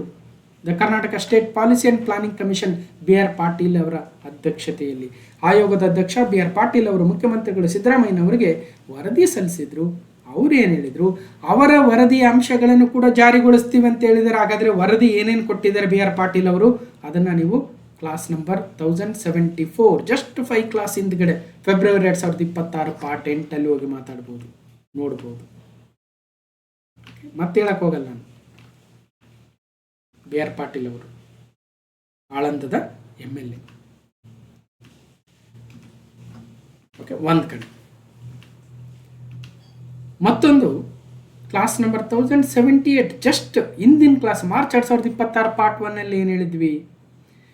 ಗ್ರೇಟರ್ ಬೆಂಗಳೂರು ಪ್ರಾಧಿಕಾರ ವ್ಯಾಪ್ತಿಯ ನಗರ ಪಾಲಿಕೆಗಳಿಗೆ ಸಂಬಂಧಿಸಿದಂತೆ 2026-30 ಅವಧಿಗೆ 5ನೇ ರಾಜ್ಯ ಹಣಕಾಸು ಆಯೋಗದ ವರದಿ ಕೂಡ ಸಲ್ಲಿಸಿತ್ತು. ಹಾಗಾದರೆ 5ನೇ ರಾಜ್ಯ ಹಣಕಾಸು ಆಯೋಗದ ಅಧ್ಯಕ್ಷರ್ಯಾರು? ಸಿ ನಾರಾಯಣ ಸ್ವಾಮಿರವರು, ಅವರ ಸದಸ್ಯರು ಆಯೋಗದ ವರದಿಯನ್ನು ಸಿದ್ದರಾಮಯ್ಯನವರಿಗೆ ನೀಡಿದರು. ಅದರ ಅಂಕಿಅಂಶಗಳನ್ನು ಪರಿಗಣಿಸಿ ಅವುಗಳನ್ನು ಕೂಡ ನಾವು ಜಾರಿಗೊಳಿಸ್ತೀವಿ ಅಂತ ಬಜೆಟಲ್ಲಿ ಹೇಳಿದ್ದಾರೆ. ಸೊ ಬಜೆಟಲ್ಲಿ ಏನು ಹೇಳಿದ್ದಾರೆ ನೋಡೋಣ ಇನ್ನೊಂದು ಸಲ ಬೇಕಾದರೆ. ನೋಡಿ, ಭಾಳ ಕಥೆ ಇದೆ. ಬಜೆಟಲ್ಲಿ ಏನು ಹೇಳಿದ್ದಾರೆ, ಪ್ರೊಫೆಸರ್ ಎಂ ಗೋವಿಂದರಾವ್ ಅವರ ಸಮಿತಿ ಮತ್ತು ರಾಜ್ಯ ನೀತಿ ಮತ್ತು ಯೋಜನಾ ಆಯೋಗದ ಆಯೋಗ, ಹಣಕಾಸು ಆಯೋಗ 5ನೇದು ಆಡಳಿತ ಸುಧಾರಣಾ ಆಯೋಗಗಳ ಶಿಫಾರಸುಗಳನ್ನು ಪರಿಶೀಲಿಸಿ ಅನುಷ್ಠಾನಗೊಳಿಸ್ತೀವಿ. ಮತ್ತು ಅವರು ಏನು ಹೇಳಿದ್ದಾರೆ, ಇದು ಒಂದು ರೀತಿಯಲ್ಲಿ ಕರೆಂಟ್ ಅಫೇರ್ಸ್ ಅಂತಕ್ಕಂಥದ್ದು ಸಮುದ್ರ ಇದ್ದಂಗೆ. ದಿನಾಲು ಬೇರೆ ಬೇರೆ ನದಿಗಳಿಂದ ನೀರು ಬಂದು ಸೇರ್ತಾನೆ ಇರ್ತವೆ ಅಲ್ವಾ, ಯಾವತ್ತೂ ಮುಗಿಯಲ್ಲ. ಹೊಸ ಹೊಸ ನೀರು, ಹೊಸ ಹೊಸ ಮಳೆ, ಹೊಸ ಸೀಸನ್ನು, ಸಮುದ್ರದಲ್ಲಿ ನೀರು ಹೆಚ್ಚಾಗ್ತಾನೆ ಇರ್ತವೆ. ಹಾಗೆ ನಮ್ಮ ಕರೆಂಟ್ ಅಫೇರ್ಸಲ್ಲಿ ಮಾಹಿತಿ ಹೆಚ್ಚಾಗ್ತಾನೆ ಇರುತ್ತೆ. ಅದು ಅವಾಗ ನಾವು ರಿವಿಷನ್ ಮಾಡ್ಕೊಂಡಷ್ಟು ನಮಗೆ ನೆನಪಿರ್ತವೆ. ಇಲ್ಲ ಒಂದೇ ತಿಂಗಳು ಎಕ್ಸಾಮ್ ಇದ್ದಾಗ ಮಾತ್ರ ನಾನು ನೋಡ್ಕೊಳ್ತೀನಿ ಅಂದರೆ ಎಲ್ಲವನ್ನು ನೆನಪಿಡೋದಕ್ಕೆ ಸಾಧ್ಯನೇ ಇಲ್ಲ. ಓಕೆ. ಮತ್ತು ಹಣಕಾಸು ಆಯೋಗಗಳ ಬಗ್ಗೆ ಪ್ರಶ್ನೆ ಯಾವ ರೀತಿಯಾಗಿ ಬಂದಿದ್ದಾವೆ, ಬರೀ ವರದಿ ಕೊಟ್ಟರು ಅಂತ ನಿಲ್ಲಿಸಲ್ಲ ನಾವು. ಪ್ರಶ್ನೆಗಳು ಹೆಂಗೆ ಬಂದಿದ್ದು, BMTC ಕಂಡಕ್ಟರ್ ಎಕ್ಸಾಮಲ್ಲಿ ಏನಿತ್ತು, ಕರ್ನಾಟಕದ ಹಣಕಾಸು ಆಯೋಗಗಳ ಅಧ್ಯಕ್ಷರು ಜೋಡಿ ಕೊಟ್ಟಿದ್ದಾರೆ, ಎಷ್ಟು ಜೋಡಿ ಸರಿ ಇದೆ, ಯಾವ್ದು ತಪ್ಪಾಗಿದೆ ಅಂತ ಕೊಟ್ಟಿದ್ದಾರೆ. ಮತ್ತು BMTC ಇನ್ನೊಂದು ಎಕ್ಸಾಮಲ್ಲಿ 5ನೇ ರಾಜ್ಯ ಹಣಕಾಸು ಆಯೋಗದ ಅಧ್ಯಕ್ಷರು ಯಾರಂತ ಕೇಳಿದ್ದಾರೆ. ಅವೆಲ್ಲ ಡಿಸ್ಕಷನ್ ಮಾಡಿದ್ದೀವಿ. ಕರ್ನಾಟಕ ರಾಜ್ಯ ಮೊದಲನೇ ಹಣಕಾಸು ಆಯೋಗ 1996 ಅಧ್ಯಕ್ಷರು ಡಾಕ್ಟರ್ ಜಿ ತಿಮ್ಮಯ್ಯ. 2ನೇ ಆಯೋಗದ ಅಧ್ಯಕ್ಷರು KP ಸುರೇಂದ್ರನಾಥ್ 2002. 3ನೇ ಆಯೋಗದ ಅಧ್ಯಕ್ಷರು AG ಕೂಡಗಿ 2008. 4ನೇ ಕರ್ನಾಟಕ ರಾಜ್ಯ ಹಣಕಾಸು ಆಯೋಗದ ಅಧ್ಯಕ್ಷರು CG ಚಿನ್ನಸ್ವಾಮಿರವರು 2015. 5ನೇ ಹಣಕಾಸು ಆಯೋಗದ ಅಧ್ಯಕ್ಷರು C ನಾರಾಯಣಸ್ವಾಮಿ 2023. KSRP PCಯಲ್ಲಿ ಕೇಳಿದ್ರು, ಕರ್ನಾಟಕ ರಾಜ್ಯ 4ನೇ ಹಣಕಾಸು ಆಯೋಗದ ಅಧ್ಯಕ್ಷರು ಯಾರ್ರೀ ಅಂತ. ಅವತ್ತು CG ಚಿನ್ನಸ್ವಾಮಿರವರಿದ್ದರು. October 2025 part 11 important current affairs class number 943. Karnataka ಆಡಳಿತ ಸುಧಾರಣಾ ಆಯೋಗದ ಅಧ್ಯಕ್ಷರು RV ದೇಶಪಾಂಡೆರವರು ತಮ್ಮ ವರದಿಯನ್ನು ಸಲ್ಲಿಸಿದ್ರು. ಆಗ ಡಿಸ್ಕಷನ್ ಮಾಡಿದ್ವಿ. Karnataka administrative reforms commission chairman RV Deshpande submitted the 9th report to the CM Siddaramaiah recommending the government to close the 7 corporations and merge 9 corporations ಅಂತ October 2025 ಮಾತಾಡಿದ್ವಿ. ಸೊ ಹಾಗಾಗಿ ಕರೆಂಟ್ ಅಫೇರ್ಸು ನಿಂತ ನೀರಲ್ಲ, ಹರಿಯುವ ನೀರು ಎಂದರ್ಥ. ಕರ್ನಾಟಕದ ಮಾಹಿತಿ ಮತ್ತು ಜೈವಿಕ ತಂತ್ರಜ್ಞಾನ, ಸ್ಟಾರ್ಟಪ್, ಎಲೆಕ್ಟ್ರಾನಿಕ್ಸ್, ಏರೋಸ್ಪೇಸ್ ಕ್ಷೇತ್ರಗಳಲ್ಲಿನ ಸಾಧನೆಗಳು ಜಾಗತಿಕ ಹೂಡಿಕೆ ಮತ್ತು ಪ್ರತಿಭೆಗಳನ್ನು ಸೆಳೀತಾ ಇದ್ದಾವೆ. ಬಿಯಾಂಡ್ ಬೆಂಗಳೂರು ಪರಿಕಲ್ಪನೆ ಏನಿದೆ? ಬಿಯಾಂಡ್ ಬೆಂಗಳೂರು ಪರಿಕಲ್ಪನೆ ಹೆಚ್ಚಿನ ಬಂಡವಾಳವನ್ನು ಆಕರ್ಷಿಸ್ತಾ ಇದೆ. ರಾಜ್ಯವು ರೂಪಿಸಿರುವ ಹೊಸ ಕೈಗಾರಿಕಾ ನೀತಿಯಿಂದ ದ ನ್ಯೂ ಇಂಡಸ್ಟ್ರಿಯಲ್ ಪಾಲಿಸಿ ಹಂತ 2 ಮತ್ತು ಹಂತ 3 ನಗರಗಳಲ್ಲಿಯೂ ಅಭಿವೃದ್ಧಿ ಸಾಧ್ಯವಾಗಲಿದೆ. ಏನಿದೆ ಬಿಯಾಂಡ್ ಬೆಂಗಳೂರು? ಭಾಳ ದೂರ ಬೇಡ. ಮೊನ್ನೆ K708 ಹುದ್ದೆಗಳ SDA NaNHK ಎಕ್ಸಾಮಲ್ಲಿ ಒಂದು ಪ್ರಶ್ನೆ ಇತ್ತು. ಬೆಂಗಳೂರಿನ ಹೊರಗೆ ಕರ್ನಾಟಕದ ಡಿಜಿಟಲ್ ಆರ್ಥಿಕತೆಯ ವಿಸ್ತೃತ ಬೆಳವಣಿಗೆಯನ್ನು ಸಾಧಿಸುವ ಗುರಿ ಹೊಂದಿರುವ ಮತ್ತು KDMನಿಂದ ಮುನ್ನಡೆಸಲ್ಪಡುತ್ತಿರುವ ಮಿಷನ್ ಹೆಸರೇನು ಅಂದರೆ ಅದೇ ಬಿಯಾಂಡ್ ಬೆಂಗಳೂರು. KA ಇತ್ತೀಚಿನ ಎಕ್ಸಾಮ್ 2026, ಭಾಳ ದೂರ ಇಲ್ಲ. ಸೊ ಈ ರೀತಿ ಪ್ರಶ್ನೆಗಳು ಬರ್ತವೆ. ಎಲ್ಲಿಂದ ಬಂದವು ಇವು ಅಂದರೆ ಬಜೆಟ್ ಎಕನಾಮಿಕ್ ಸರ್ವೆಯಿಂದ ಇರ್ತವೆ, ನಾವು ಅಬ್ಸರ್ವ್ ಮಾಡಿರಲ್ಲ ಅಷ್ಟೇ. ಸೊ ಬಿಯಾಂಡ್ ಬೆಂಗಳೂರು ಬಗ್ಗೆ ಈವನ್ ಕರೆಂಟ್ ಅಫೇರ್ಸಲ್ಲಿ ಕೂಡ ಡಿಸ್ಕಷನ್ ಮಾಡಿದ್ದೀವಿ, ಹೋಗಿ ನೋಡಿ. ಆರ್ಥಿಕ ಸಮೀಕ್ಷೆ ಕ್ಲಾಸ್ ನಂಬರ್ 782, ಕರ್ನಾಟಕ ಆರ್ಥಿಕ ಸಮೀಕ್ಷೆ 2025, ಚಾಪ್ಟರ್ 3 ಪಾರ್ಟ್ 1 ಹೂಡಿಕೆ ಮತ್ತು ರಫ್ತುಗಳು, ಇನ್ವೆಸ್ಟ್ಮೆಂಟ್ ಆ್ಯಂಡ್ ಎಕ್ಸ್ಪೋರ್ಟ್ಸ್. ಸೊ ಈ ಒಂದು ಆರ್ಥಿಕ ಸಮೀಕ್ಷೆ 2025 ಈಗ 2026 ಕೂಡ ಆರ್ಥಿಕ ಸಮೀಕ್ಷೆ ಬಂದಿದೆ. ಸೊ ನೋಡೋಣ ಎಷ್ಟು ಜನಕ್ಕೆ ಅದು ಉಪಯೋಗ ಆಗುತ್ತೆ ಅನ್ನೋದಾದರೆ ಈ ವರ್ಷ ಕೂಡ ಎಕನಾಮಿಕ್ ಸರ್ವೆ ಕ್ಲಾಸಸ್ ಮಾಡೋಣ. ಇಲ್ಲ ಸರ್ ಕಳೆದ ವರ್ಷದ್ದೇ ಸಾಕು ಅಂದರೆ ಅಲ್ಲಿಗೆ ಕಂಪ್ಲೀಟ್ ಮಾಡೋಣ. ಇಲ್ಲ ಮಾಡಿ ಸರ್ ಅಂದರೆ ನೋಡೋಣ, ಸಮಯ ನೋಡ್ಕೊಂಡು ಮಾಡೋಣ. ಸೊ ಅಲ್ಲೂ ಕೂಡ ನಾವು ಚಾಪ್ಟರ್ 3ಯಲ್ಲಿ ಹೇಳಿಕೆಗಳ ಮುಖಾಂತರ ಮಾತಾಡಿದ್ವಿ. ನಿಪುಣ ಕರ್ನಾಟಕ ಅಂದರೆ ಏನು, ಸೊ ಬೇರೆ ಬೇರೆ ಡಿಸ್ಕಷನ್, KDMಯಿಂದ ಕ್ಯೂನಿಕ್ಸಿಂದ ಯಾವ ಯೋಜನೆ ತರ್ತಾ ಇದ್ದಾರೆ, ಬಿಯಾಂಡ್ ಬೆಂಗಳೂರು ಅಂದ್ರೆ ಏನು. ಸೊ ನೋಡಿ, ಲೀಪ್ ಅಂತ ಒಂದು ಯೋಜನೆ ಇತ್ತು, ಇನ್ನು ಮುಂದಿನ ಪ್ರಶ್ನೆ 2026-27 ಈ ಬಜೆಟ್ಗೆ ಸಂಬಂಧಿಸಿದಂತೆ Karnataka recorded real GSDP growth of 8.1% at constant prices. ಹಿಂದೆ ಒಂದು ಪ್ರಶ್ನೆ ಹೆಂಗೆ ಬಂದಿತ್ತು ಅಂತ ಹೇಳಿದ್ದೆ ನಾನು. ಕರ್ನಾಟಕವು ಸ್ಥಿರ ಬೆಲೆಯಲ್ಲಿ 8.1% ನೈಜ GSDP ಬೆಳವಣಿಗೆಯನ್ನು ದಾಖಲಿಸಿದೆ. ನೋಡೋಣ, ಅದೇ ಅವಧಿಯಲ್ಲಿ ಕರ್ನಾಟಕದ ಬೆಳವಣಿಗೆ ದರ ರಾಷ್ಟ್ರೀಯ ಬೆಳವಣಿಗೆ ದರಕ್ಕಿಂತ ಹೆಚ್ಚಿದೆಯಾ ಕಮ್ಮಿ ಇದೆಯಾ ನೋಡೋಣ. 25-26 ರಾಷ್ಟ್ರೀಯ ಬೆಳವಣಿಗೆ ದರವು 7.4ರಷ್ಟಿತ್ತು. ಅದೇ 25-26ರ ಬೆಳವಣಿಗೆ ದರದಲ್ಲಿ ಕರ್ನಾಟಕ 8.1. ಸೊ 1, 2, 3 ಎಲ್ಲವೂ ಸರಿಯಾಗಿದೆ. Karnataka GSDP expected to grow at 8.10 as against India's GDP growth of 7.4%. Karnataka 2025-26ರ ಈ ಒಂದು ಆರ್ಥಿಕ ವರ್ಷದಲ್ಲಿ 8.1ರಷ್ಟು ಗ್ರೋತನ್ನು ಕಾಣಬಹುದು ಅನ್ನುವ ಒಂದು ಅಂದಾಜಿದೆ. ಅದೇ ಭಾರತದ GDP ಗ್ರೋತು 7.4 ಆಗ್ತಾ ಇದೆ. ಆಗ ನೋಡ್ಕೊಂಡ್ರೆ ಭಾರತದ GDPಗೂ ಕರ್ನಾಟಕದ GDPಗೂ ವ್ಯತ್ಯಾಸ ಇದೆ, ಕರ್ನಾಟಕವೇ ಮುಂದಿದೆ. ಮತ್ತು ಪರ್ ಕ್ಯಾಪಿಟಲ್ ಇನ್ಕಮ್ ಬಗ್ಗೆ ಹೇಳ್ತಾ ಇದೆ ನೋಡಿ. Agriculture and industry sectors recorded A growth over previous year while the services reported A marginal decline. ಇದರ ಅರ್ಥ ಏನು? ಅಗ್ರಿ ಸೆಕ್ಟ್ರು, ಇಂಡಸ್ಟ್ರಿಯಲ್ ಸೆಕ್ಟ್ರು ಮತ್ತು ಸರ್ವಿಸಸ್ ಸೆಕ್ಟ್ರು, ಈ 3 ವಲಯಗಳೇನಿದ್ದಾವೆ, ಕೃಷಿ, ಕೈಗಾರಿಕೆ ಮತ್ತು ಸೇವಾ ವಲಯ. ಅಗ್ರಿ ಸೆಕ್ಟ್ರು ಕಳೆದ ವರ್ಷಕ್ಕಿಂತ ಈ ವರ್ಷ ಹೆಚ್ಚಾಗಿದೆ ಬೆಳವಣಿಗೆ. ಇಂಡಸ್ಟ್ರೀಸ್ ಕೂಡ ಬೆಳವಣಿಗೆ ಹೆಚ್ಚಾಗಿದೆ. ಆದರೆ ಸೇವಾ ವಲಯ ಸ್ವಲ್ಪ ಕಡಿಮೆ ಆಗಿದೆ, ಗಮನಿಸಬೇಕು. ಕೇಳ್ತಾರೆ ಎಕ್ಸಾಮಲ್ಲಿ, ಹಿಂದೆ ನೋಡಿದೀವಿ ನಾವು ಅಲ್ವಾ. ಸೊ ಈಗ ಅದಕ್ಕೆ ನೋಡ್ತಾ ಇದ್ದೀವಿ.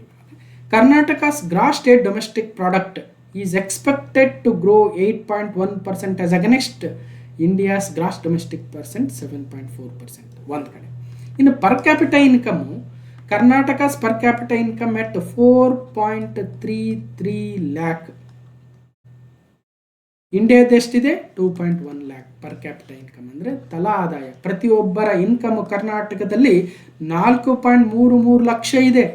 ದೇಶದಲ್ಲಿ 2.19 ಲಕ್ಷ ಇದೆ. ಆಲ್ಮೋಸ್ಟ್ 97% ಜಾಸ್ತಿ ಇದೀವಿ ನಮ್ಮಲ್ಲಿ ಪ್ರತಿಯೊಬ್ಬರ ತಲಾ ಆದಾಯ. ಕರ್ನಾಟಕದಲ್ಲಿ ಒಂದು ಮಗು ಹುಟ್ಟಿತಂದ್ರೆ ಅದರ ಇನ್ಕಮ್ 4.33 ಲ್ಯಾಕ್. ನಮ್ಮದು ಎಲ್ಲಿದೆ ಸರ್ ಇನ್ಕಮ್ ಅಂದರೆ, ಎಲ್ಲರದ್ದು ಇನ್ಕಮ್ ಆವ್ರೇಜ್ ಔಟ್ ಮಾಡಿನೇ ಹೇಳುತ್ತೆ ತಲಾ ಆದಾಯ ಅಂತಕ್ಕಂಥದ್ದು. ಓಕೆ, ಎಲ್ಲಿ ಹೆಚ್ಚಿನ ತಲಾ ಆದಾಯ ಇದೆ ಅಂದರೆ ಬೆಂಗಳೂರು ಅರ್ಬನ್ ಡಿಸ್ಟಿಕಲ್ಲಿರ್ತಕ್ಕಂಥ ಪ್ರತಿಯೊಬ್ಬರ ತಲಾ ಆದಾಯ 8.55 ಲಕ್ಷ. ನಮ್ಮ ಕಲ್ಯಾಣ ಕರ್ನಾಟಕದಲ್ಲಿ ಕಮ್ಮಿ ಇರುತ್ತೆ, ಗ್ರಾಮೀಣ ಭಾಗದಲ್ಲಿ ಕಮ್ಮಿ ಇರುತ್ತೆ. ಎಲ್ಲರದ್ದು ಆವ್ರೇಜ್ ಮಾಡಿದಾಗ ಇದು 4.33 ಲ್ಯಾಕ್. ನೋಡೋಣ, ನಾವು ಇದನ್ನು ಇನ್ನು ಮತ್ತೆ ಹೆಚ್ಚಿಗೆ ಮಾತಾಡೋಣ ಯಾವಾಗ ಕರ್ನಾಟಕ ಆರ್ಥಿಕ ಸಮೀಕ್ಷೆ ಒಂದು ವೇಳೆ ಡಿಸ್ಕಷನ್ ಮಾಡಿದರೆ. ಇಲ್ಲ ಸರ್ ಮಾಡಿ ಅಂದರೆ ಮಾಡೋಣ, ಯಾಕಂದರೆ ದೊಡ್ಡ ಡಾಕ್ಯುಮೆಂಟು 13 ಚಾಪ್ಟರ್ ಇರುತ್ತೆ. 1 ತಿಂಗಳು 2 ತಿಂಗಳು 1 ತಿಂಗಳು ಬೇಕು ಮಿನಿಮಮ್ ಅದು ನಾವು ಕಂಪ್ಲೀಟ್ ಮಾಡೋದಕ್ಕೆ. ನೋಡೋಣ, ಸಾಧ್ಯ ಆದರೆ ಮಾಡ್ತೀನಿ ಡೆಫಿನೆಟ್ಲಿ. ಓಕೆ, ಕೇಂದ್ರ ಪುರಸ್ಕೃತ ಯೋಜನೆಗಳಲ್ಲಿ ತನ್ನ ಪಾಲಿನ ಕಡಿತ, ಕೇಂದ್ರದ ಯೋಜನೆಗಳಲ್ಲಿ ತಾರತಮ್ಯ, 15ನೇ ಹಣಕಾಸು ಆಯೋಗದ ಶಿಫಾರಸುಗಳಿಂದ ತೆರಿಗೆ ಹಂಚಿಕೆಯಲ್ಲಿನ ಅನ್ಯಾಯ, ಅದೇ ಆಯೋಗವು ಮಾಡಿದ್ದ ವಿಶೇಷ ಶಿಫಾರಸುಗಳನ್ನು ಕೇಂದ್ರ ಸರ್ಕಾರ ಅನುಷ್ಠಾನ ಮಾಡದ ಕಾರಣ ಉಂಟಾದ ಆರ್ಥಿಕ ನಷ್ಟ ಮತ್ತು GST ದರಗಳನ್ನು ತರ್ಕಬದ್ಧಗೊಳಿಸುವ ಅಕಾಲಿಕ ನಿರ್ಧಾರ, ರಾಜ್ಯದ ಬೊಕ್ಕಸದ ಮೇಲೆ ಬಿದ್ದ ಹೆಚ್ಚುವರಿ ಹೊರೆ ಮತ್ತು ಒತ್ತಡಗಳನ್ನು ನಿಭಾಯಿಸುವುದು ಸವಾಲಿನ ಕೆಲಸವಾಗಿದೆ ಅಂತ ಸಿದ್ದರಾಮಯ್ಯನವರು ಹೇಳ್ತಾ ಇದ್ರು. ಅಂದರೆ ಈಗ ಸೆಂಟ್ರಲ್ ಸೆಕ್ಟರ್ ಸ್ಕೀಮ್ ಯೋಜನೆಗಳಲ್ಲಿ ಸ್ವಲ್ಪ ಹಣ ಕಡಿಮೆ ಆಗೋಯಿತು. 15ನೇ ಹಣಕಾಸು ಆಯೋಗದ ಶಿಫಾರಸುಗಳಿಂದ ರಾಜ್ಯಕ್ಕೆ ಮೊದಲೇ ಕಮ್ಮಿ ಆಗಿತ್ತು. ಸಡನ್ನಾಗಿ GST ದರಗಳನ್ನು ಕಡಿಮೆ ಮಾಡಿದ್ರಿಂದ ಇವೆಲ್ಲವೂ ಕೂಡ ರಾಜ್ಯದ ಬೊಕ್ಕಸಕ್ಕೆ ಹೊರೆ ಬಿದ್ದಿದೆ, ಒತ್ತಡ ಬಿದ್ದಿದೆ. ಇದೆಲ್ಲವನ್ನು ನಿಭಾಯಿಸುವ ಕೆಲಸ ಸವಾಲಿನದ್ದಾಗಿದೆ ಅಂತ ಹೇಳ್ತಾ ಇದ್ದಾರೆ. ಮಹಾತ್ಮ ಗಾಂಧಿ ರಾಷ್ಟ್ರೀಯ ಗ್ರಾಮೀಣ ಉದ್ಯೋಗ ಖಾತ್ರಿ ಯೋಜನೆಯನ್ನು ಕೇಂದ್ರ ಸರ್ಕಾರವು ವ್ಯವಸ್ಥಿತವಾಗಿ ದುರ್ಬಲಗೊಳಿಸುವುದರಿಂದ ಜನರ ಉದ್ಯೋಗದ ಹಕ್ಕುಗಳು ಮೊಟಕಾಗಲಿವೆ, ರಾಜ್ಯಗಳ ಆರ್ಥಿಕ ಹೊರೆ ಇನ್ನಷ್ಟು ಹೆಚ್ಚಾಗಲಿದೆ ಅಂತ. ಈ ಅಂಶ ಒಂದು ರೀತಿಯಲ್ಲಿ ಪೊಲಿಟಿಕಲ್ ಅಂಶ ಇರುತ್ತೆ. ಯಾಕಂದರೆ ರಾಜ್ಯ ಸರ್ಕಾರಕ್ಕೆ VBG ರಾಮ್ಜಿ ಯೋಜನೆ ಏನಿದೆ ಅದು ಓಲ್ಡ್ ನರೇಗೆ ಏನಿತ್ತು ಅದನ್ನೇ ಮುಂದುವರಿಸಿ ಅಂತ ರಾಜ್ಯ ಸರ್ಕಾರ ಹೇಳ್ತಾ ಇದೆ. ಹಾಗಾಗಿ ಇಲ್ಲಿ ಒಂಚೂರು ಘರ್ಷಣೆ ಇದೆ ಕೇಂದ್ರ ಮತ್ತು ರಾಜ್ಯ ಸರ್ಕಾರದ ಮಧ್ಯೆ, ನೆನಪಿರಲಿ. ಈ ಆಯವ್ಯಯವು ನಾಡಿನ ಉಜ್ವಲ ಭವಿಷ್ಯವನ್ನು ಕಟ್ಟುವ ದೃಷ್ಟಿಯಿಂದ ರೂಪಿತವಾಗಿದೆ. ನಾಡಿನ ಅಭಿವೃದ್ಧಿಗೆ ಪಕ್ಷಾತೀತವಾಗಿ ಶ್ರಮಿಸುವುದು ನಮ್ಮೆಲ್ಲರ ಹೊಣೆಯಾಗಿದೆ ಅಂತ ಡಾಕ್ಟರ್ BR ಅಂಬೇಡ್ಕರ್ ಅವರ ಒಂದು ಕೋಟನ್ನು ಹೇಳ್ತಾ ಹೋಗ್ತಾರೆ. ನ್ಯಾಯವು ನಮ್ಮ ಪರವಾಗಿರುವಾಗ ಈ ಹೋರಾಟದಲ್ಲಿ ನಾವು ಸೋಲಲು ಸಾಧ್ಯವೇ ಇಲ್ಲ. ಈ ಹೋರಾಟವು ನನಗೆ ಹರ್ಷದಾಯಕ ಸಂಗತಿಯಾಗಿದೆ. ಇದು ಪರಿಪೂರ್ಣ ಅರ್ಥದಲ್ಲಿ ಆಧ್ಯಾತ್ಮಿಕ ಹೋರಾಟವಾಗಿದೆ ಅಂತ ಡಾಕ್ಟರ್ ಬಿ ಆರ್ ಅಂಬೇಡ್ಕರ್ ಅವರು ಹೇಳಿದರು. ಅಂದರೆ ನ್ಯಾಯ ನಮ್ಮ ಪರವಾಗಿರುವಾಗ ನಾವು ಹೋರಾಟದಲ್ಲಿ ಸೋಲಲು ಸಾಧ್ಯವೇ ಇಲ್ಲ. ಆದರೆ ನಿಧಾನ ಆಗ್ಬೋದು, ಒಂದಷ್ಟು ಸಂಘರ್ಷಗಳು ಏರ್ಪಡ್ಬೋದು. ಆದರೆ ಇಂತಹ ಹೋರಾಟ ನನಗೆ ಯಾವತ್ತಿಗೂ ಕೂಡ ಹರ್ಷದಾಯಕವಾಗಿರುತ್ತೆ ಅಂತ ಒಂದು ರೀತಿಯಲ್ಲಿ ಇದು ಆಧ್ಯಾತ್ಮಿಕ ಹೋರಾಟ ಅಂತ ಬಿ ಆರ್ ಅಂಬೇಡ್ಕರ್ ಅವರು ಹೇಳ್ತಾ ಇದ್ರು. ಅವರ ಹೋರಾಟದ ಒಂದು ಕೋಟನ್ನು ಇಲ್ಲಿ ಕೊಟ್ಟಿದ್ದಾರೆ ಸಿದ್ದರಾಮಯ್ಯನವರು. ರಾಜ್ಯದ ಆರ್ಥಿಕತೆ ಬಗ್ಗೆ, ಸ್ಟೇಟ್ ಎಕಾನಮಿ ಬಗ್ಗೆ ಹೇಳ್ತಾ ಹೋಗ್ತಾರೆ. ರಾಜ್ಯದ GSDPಯು ಗ್ರಾಸ್ ಸ್ಟೇಟ್ ಡೊಮೆಸ್ಟಿಕ್ ಪ್ರಾಡಕ್ಟು ಅಂದರೆ ನಮ್ಮ ರಾಜ್ಯದ ಒಟ್ಟು ಆಂತರಿಕ ಉತ್ಪನ್ನವು ಅಂದರೆ ಏನರ್ಥ, ಕರ್ನಾಟಕದ ಗಡಿಭಾಗದಲ್ಲಿ ಉತ್ಪಾದನೆ ಆಗ್ತಕ್ಕಂಥ ಅಂತಿಮ ಸರಕು ಮತ್ತು ಸೇವೆಗಳ ಒಟ್ಟು ಮೌಲ್ಯ ಒಂದು ಆರ್ಥಿಕ ವರ್ಷದಲ್ಲಿ, ಅದನ್ನು ನಾವು GSDP ಅಥವಾ ಒಟ್ಟು ಆಂತರಿಕ ಉತ್ಪನ್ನ ಅಂತ ಕರಿತೀವಿ. ಅದು ನಿಮ್ಮೆಲ್ಲರ ಇನ್ಕಮ್ ಆಗಿರ್ಬೋದು, ಅಥವಾ ನಮ್ಮ ರಾಜ್ಯದಲ್ಲಿರ್ತಕ್ಕಂಥ ಎಲ್ಲ ಕಂಪನಿಗಳ ಆದಾಯ ಆಗಿರ್ಬೋದು, ಎಲ್ಲವೂ ಸೇರಿ GSDP ಆಗುತ್ತೆ. ಸರ್ಕಾರದ ಆದಾಯ ಮಾತ್ರ ಅಲ್ಲ, ಗಮನಿಸಿ. 2025-26ನೇ ಸಾಲಿನಲ್ಲಿ 8.1% ನೈಜ ಬೆಳವಣಿಗೆಯನ್ನು ದಾಖಲಿಸಿದೆ. ಈಗ 2025-26ನೇ ಆರ್ಥಿಕ ವರ್ಷ ಇನ್ನೂ ಮುಗಿದಿಲ್ಲ. ಓಕೆ, ಇನ್ನು ಮಾರ್ಚ್ 31ರವರೆಗೂ ಇದೆ. ಇದರ ನೈಜ ಬೆಳವಣಿಗೆ ದಾಖಲಿಸಿರ್ತಕ್ಕಂಥದ್ದು 8.1%. ದೇಶದ GDP 7.4% ಇದೆ. ಇದೆಲ್ಲವನ್ನು ನೋಡಿದಾಗ ಆರ್ಥಿಕತೆಯಲ್ಲಿನ ಈ ಸದೃಢ ಬೆಳವಣಿಗೆಯು ರಾಜ್ಯದ ಎಲ್ಲ ವಲಯಗಳ ಸಮಗ್ರ ಬೆಳವಣಿಗೆಯಿಂದ ಮಾತ್ರ ಸಾಧ್ಯವಾಗಿದೆ. The state economy recorded a strong real GSDP growth 8.1% at constant prices in 2025-26. ದೇಶದ್ದು 7.4%. ಇನ್ನು ಮುಂದಿನ ಪ್ರಶ್ನೆ, ಈ ಒಂದು ಬಜೆಟ್ಗೆ ಪ್ರಕಾರ 2025-26ರ ಅವಧಿಯಲ್ಲಿ ಕರ್ನಾಟಕದ ವಲಯವಾರು ಬೆಳವಣಿಗೆಗೆ ಸಂಬಂಧಿಸಿದಂತೆ ಈ ಕೆಳಗಿನ ಯಾವ ಹೇಳಿಕೆಗಳು ಸರಿಯಾಗಿದ್ದಾವೆ? ವಲಯವಾರು, sector wise growth, sectoral growth ಅಂತ ಕರಿತೀವಿ. First one, the agricultural sector. First ನಾನು ಏನು ಹೇಳಿದ್ದೆ, ಒಂದು ಇಮೇಜ್ ಹಾಕಿ ತೋರಿಸಿದ್ದೆ. ಸೊ ಒಟ್ಟಾರೆಯಾಗಿ ಒಂದು ರಾಜ್ಯ 3 ವಿಭಾಗಗಳನ್ನು ಮಾಡ್ತೀವಿ ನಾವು. ಸೊ ಒಂದು ಕೃಷಿ ವಲಯ, ಓಕೆ, ಅಗ್ರಿ ಸೆಕ್ಟರ್ ಅಂತ ಕರಿತೀವಿ, ಅಗ್ರಿಕಲ್ಚರ್ ಸೆಕ್ಟರ್. ಎರಡನೇದು ಕೈಗಾರಿಕಾ ವಲಯ, ಇಂಡಸ್ಟ್ರಿಯಲ್ ಸೆಕ್ಟರ್ ಅಂತ ಕರಿತೀವಿ. ಮೂರನೇದೇ ಸೇವಾ ವಲಯ ಅಥವಾ ಸರ್ವಿಸಸ್ ಸೆಕ್ಟರ್. ಈ 3 ವಲಯಗಳ ಗ್ರೋತ್ ಏನಾಗಿದೆ ಅಂತ ಎಕ್ಸಾಮಲ್ಲಿ ಕೇಳಿದ್ರು ಅಂತ ವಿತ್ ಪ್ರಶ್ನೆ ಪತ್ರಿಕೆಯಲ್ಲಿ ಬಂದಿರತಕ್ಕಂಥ ಪ್ರಶ್ನೆಯನ್ನು ತೋರಿಸಿ ನಾನು ಮಾತಾಡಿದ್ದೆ. ಈಗ ಆ ಹಂತಕ್ಕೆ ಬಂದಿದ್ದೀವಿ. ಇಲ್ಲಿ ಏನಾಗಿದೆ, ಯಾವ ನಂಬರ್ ನೆನ್ಪಿಡಬೇಕು? ಸುಧಾರಿತ ಮಾನ್ಸೂನ್ ಪರಿಸ್ಥಿತಿಗಳಿಂದ ಕೃಷಿ ವಲಯವು 9% ಬೆಳವಣಿಗೆಯನ್ನು ದಾಖಲಿಸಿದೆ. ನೋಡೋಣ, ಇದು ಇನ್ನೂ ಹೇಳಿಕೆ. 9.1. ಕೈಗಾರಿಕಾ ವಲಯವು 6.7. 3 ವಲಯಗಳಲ್ಲಿ ಸೇವಾ ವಲಯವು ಅತ್ಯಧಿಕ ಬೆಳವಣಿಗೆ ದರವನ್ನು ದಾಖಲಿಸಿದೆ ಅಂದರೆ ತಪ್ಪಾಗುತ್ತೆ. ಈ 3ರಲ್ಲಿ 2 ಪಾಸಿಟಿವ್ ಇದ್ದಾವೆ, ಅಂದರೆ ಗ್ರೋತ್ ಕಳೆದ ವರ್ಷಕ್ಕೆ ಈ ವರ್ಷಕ್ಕೆ ಗ್ರೋತ್ ಇದೆ. ಸೇವಾ ವಲಯ ಮಾತ್ರ ಡೌನ್ ಆಗಿದೆ. ಎಷ್ಟು ನೋಡೋಣ, 1, 2 ಸರಿ. ಸೇವಾ ವಲಯ ಅತ್ಯಧಿಕ ಬೆಳವಣಿಗೆ ಅನ್ನೋದು ತಪ್ಪು. The services sector recorded highest growth rate among the 3 sectors ಅಂದರೆ ತಪ್ಪಾಗುತ್ತೆ. ಯಾವ್ಯಾವ ಎಷ್ಟೆಷ್ಟು ನೋಡೋಣ. Good monsoon during this year anticipated the growth of meat production as contributed to the agriculture sector growth by 9.1%. Agri sector compared to the, ಈಗ ಒಂದು ಪಟ್ಟಿ ಮಾಡ್ಕೊಂಬಿಡೋಣ. Okay, ಏನು ಪಟ್ಟಿ ಅಂದರೆ 2024-25 ಇದು. ಓಕೆ, ನೆಕ್ಸ್ಟು 25-26 ಈ ಕಡೆ. ಒಂದು ನಿಮಿಷ.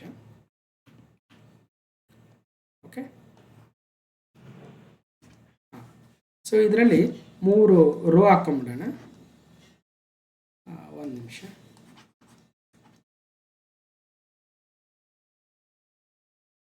Okay, right. ಇಲ್ಲಿ ವಲಯ ಬರ್ಕೊಂಬಿಡೋಣ. ವಲಯ ಫಸ್ಟು ಕೃಷಿ ವಲಯ, ನೆಕ್ಸ್ಟು ಕೈಗಾರಿಕೆ, ಅದಾದಮೇಲೆ ಸೇವಾ ವಲಯ. 2024-25ರಲ್ಲಿ ಅಗ್ರಿ ವಲಯದ ಬೆಳವಣಿಗೆ ಎಷ್ಟಿತ್ತು? 7.0%. ಈ ವರ್ಷ ಎಷ್ಟಾಗಿದೆ? 25-26ರಲ್ಲಿ 9.1%. ಕರೆಕ್ಟ್. ಇನ್ನು ಕೈಗಾರಿಕೆ ಅಂತ ಬಂದಾಗ ಕೈಗಾರಿಕೆ ಅದನ್ನು ನೋಡಬೇಕು. ಒಂದೇ ನಿಮಿಷ. ಇಂಡಸ್ಟ್ರಿಯಲ್ ಸೆಕ್ಟರ್ ಗ್ರೋತ್ 6.7% ಇನ್ 25-26, 4.1% ಇನ್ 24-25. ರೈಟ್. ಹೋದ ವರ್ಷ 4.1%, ಈಗ 6.7%. ಓಕೆ, ಒಂದಾಯಿತು. ನೆಕ್ಸ್ಟ್ ಒಂದು ಸೇವಾ ವಲಯ. ಸೇವಾ ವಲಯವು 2025-26ರಲ್ಲಿ 8.1%, 24-25ರಲ್ಲಿ 8.4%. ಫಿಲ್ ಮಾಡೋಣ. ಹೋದ ವರ್ಷ 8.4%, ಈ ವರ್ಷ 8.1%. ಈ ನಂಬರ್ನ ನೋಟ್ ಮಾಡ್ಕೋಬೇಕು, ರೈಟ್? ಈಗ ಹೇಳಿ, 2024-25 ಹೋಲಿಸಿದಾಗ ಕೃಷಿ ವಲಯ 7.0 9.1ಕ್ಕೆ ಏರಿಕೆಯಾಗಿದೆ, ಹಾಗಾಗಿ ಗ್ರೀನ್.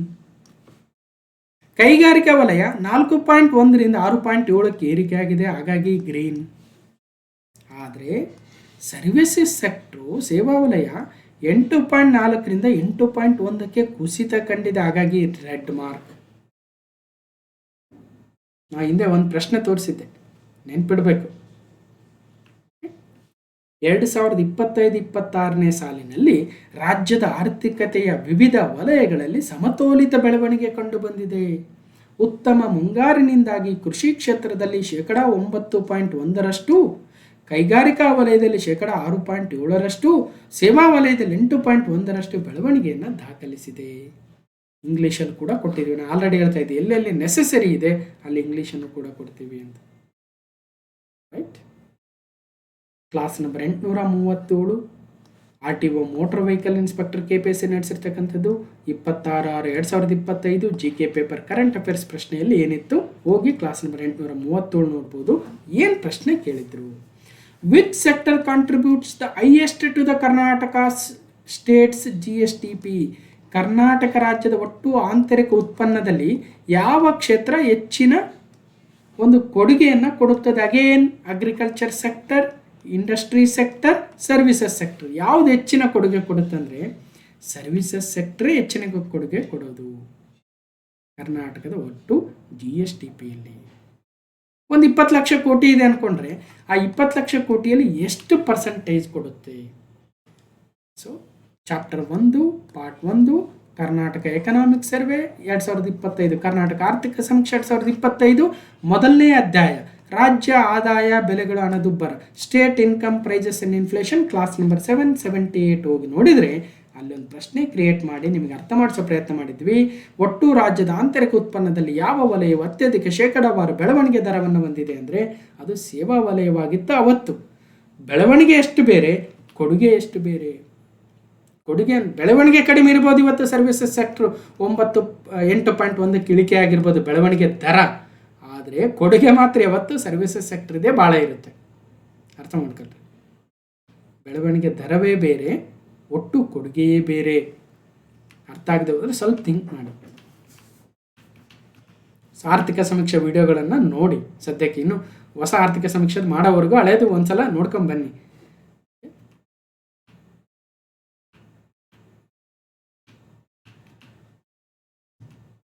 ನೆಕ್ಸ್ಟ್ ಮುಂದಿನ ಪ್ರಶ್ನೆ, ಈ ಒಂದು 2026-27ರ ಕರ್ನಾಟಕ ಬಜೆಟನ್ನು ಉಲ್ಲೇಖಿಸಿ ಕೆಳಗಿನ ಯಾವ ಜೋಡಿಗಳು ಸರಿಯಾಗಿದ್ದಾವೆ? ಓಕೆ, ಭಾಳ ಇಂಪಾರ್ಟೆಂಟ್ ಇದ್ದಾವೆ, ಸ್ವಲ್ಪ ಅಬ್ಸರ್ವ್ ಮಾಡ್ತಾ ಹೋಗಬೇಕು. ಈಗ ಭಾರತಕ್ಕೆ ಬೇರೆ ಬೇರೆ ದೇಶಗಳಿಂದ ಹೂಡಿಕೆ ಮಾಡೋದಕ್ಕೆ ಬರ್ತಾರೆ. ಟೆಸ್ಲಾ ಕಂಪನಿ ಆಗಿರ್ಬೋದು, ಮೊನ್ನೆ ಗೂಗಲ್ ಅವರು ವಿಶಾಖಪಟ್ಟಣಂ ಮೇಲೆ ಒಂದು ದೊಡ್ಡ ಡೇಟಾ ಸೆಂಟ್ರು ಸ್ಥಾಪನೆ ಮಾಡ್ತೀವಿ ಅಂತ ಹೇಳಿದರು ಅಲ್ವಾ. ಇನ್ನೊಂದು ಯಾವುದೋ ಕಂಪನಿ ಬಂದು ಇನ್ನೊಂದೆಲ್ಲೋ ಸ್ಟೀಲ್ ಕಂಪನಿ ಆಗ್ತೀವಿ ಅಂತಾರೆ. ಹೀಗೆ ಇವೆಲ್ಲವನ್ನು ನಾವು ಫಾರಿನ್ ಡೈರೆಕ್ಟ್ ಇನ್ವೆಸ್ಟ್ಮೆಂಟ್ ಅಂತ ಕರಿತೀವಿ, FDI. ಅದು ವಿಶಾಖಪಟ್ಟಣಮಲ್ಲಿ ಆಗ್ಬೋದು, ಅಮರಾವತಿಲಿ ಆಗ್ಬೋದು, ಬೆಂಗಳೂರಲ್ಲಿ ಆಗ್ಬೋದು, ಮುಂಬೈಯಲ್ಲಿ ಆಗ್ಬೋದು, ಗುಜರಾತಲ್ಲಿ ಆಗ್ಬೋದು, ಯಾವ ಸ್ಟೇಟಲ್ಲಿ ಬೇಕಾದ್ರೆ ಆಗ್ಬೋದು.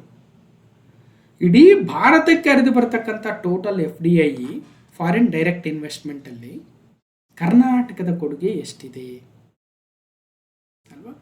ಒಟ್ಟಾರೆ 2025-26ರಲ್ಲಿ ಕರ್ನಾಟಕಕ್ಕೆ ಹರಿದು ಬಂದಿರತಕ್ಕಂತಹ ಈ ಒಂದು ಫಾರಿನ್ ಡೈರೆಕ್ಟ್ ಇನ್ವೆಸ್ಟ್ಮೆಂಟ್, ವಿದೇಶಿ ನೇರ ಬಂಡವಾಳ ಎಷ್ಟಿದೆ? ಆ ರೀತಿ ಒಂದು ಪ್ರಶ್ನೆ ಇದೆ. Okay, FDI inflows USD 9.4 billion for H1 ಅಂತ ನೋಡೋಣ ಏನಂತ. ಶೇರ್ ಆಫ್ ಇಂಡಿಯಾಸ್ FDI 26.7% ನಮ್ಮ ಕರ್ನಾಟಕದ್ದಾಗಿದೆ ಅಲ್ರಿ.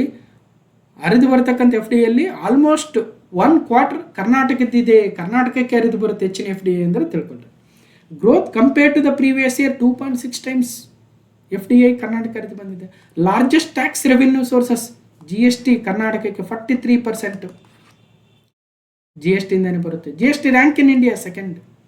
ಕರ್ನಾಟಕ ಇಡೀ ದೇಶದಲ್ಲಿ 2ನೇ ಸ್ಥಾನದಲ್ಲಿದೆ GST ಕಲೆಕ್ಷನ್ ಮಾಡಿಕೊಡುವಂತಹ ರಾಜ್ಯಗಳಲ್ಲಿ. ಮೊದಲನೇದು ಮಹಾರಾಷ್ಟ್ರ ಇರುತ್ತೆ. ದ ಇಂಡಸ್ಟ್ರಿಯಲ್ ಪಾಲಿಸಿ 2530 ಏನಿದೆ ಅದು ಮತ್ತಷ್ಟು ಇನ್ವೆಸ್ಟ್ಮೆಂಟನ್ನು ತರೋ ಉದ್ದೇಶವನ್ನು ಹೊಂದಿದೆ. ಹೀಗೆ 6 ಜೋಡಿಗಳಲ್ಲಿ ಎಲ್ಲ ಜೋಡಿಗಳು ಸರಿಯಾಗಿದ್ದಾವೆ. ಆ ಜೋಡಿಗಳ ಬಗ್ಗೆ ಏನಿದೆ, GST ಹೊಸ ನೀತಿಯಿಂದ 15,000 ಕೋಟಿ ನಷ್ಟ ಆಗಿದೆ ನಮಗೆ ಮುಂದಿನ ವರ್ಷದಲ್ಲಿ. ಈ ವರ್ಷ ಆಲ್ರೆಡಿ 10,000 ಕೋಟಿ ನಷ್ಟ ಆಗ್ತಾ ಇದೆ ಅಂತ ಸಿದ್ದರಾಮಯ್ಯನವರು ಹೇಳ್ತಾ ಇದ್ರು. ಕೇಂದ್ರದ ಅಸಹಕಾರವೇ ದೊಡ್ಡ ತೊಡಕಾಗಿದೆ ನಮಗೆ ಅಂತ ಹೇಳ್ತಾ ಇದ್ರು. ಕೇಂದ್ರದ ಅಸಹಕಾರ, ಮಲತಾಯಿ ಧೋರಣೆ ನಡುವೆಯೂ ಬಜೆಟ್ನಲ್ಲಿ ವಿತ್ತೀಯ ಶಿಸ್ತು ಪಾಲಿಸಿ ಜನರಿಗೆ ನೀಡಿದ ಭರವಸೆಗಳನ್ನು ಈಡೇರಿಸಲಾಗಿದೆ. ಸುದ್ದಿಗೋಷ್ಠಿಯಲ್ಲಿ ಮಾತನಾಡಿದ್ರು. ನಂತರ GST ಜಾರಿಗೆ ಬಂದು 8 ವರ್ಷ ಆಗಿತ್ತು, ಈಗ ಪರಿಷ್ಕರಣೆ ಮಾಡಿಬಿಟ್ರು. ಅದರಿಂದ 10% ರಾಜ್ಯದ ತೆರಿಗೆ ಸಂಗ್ರಹಣೆ 4% ಇಳಿದುಬಿಡ್ತು.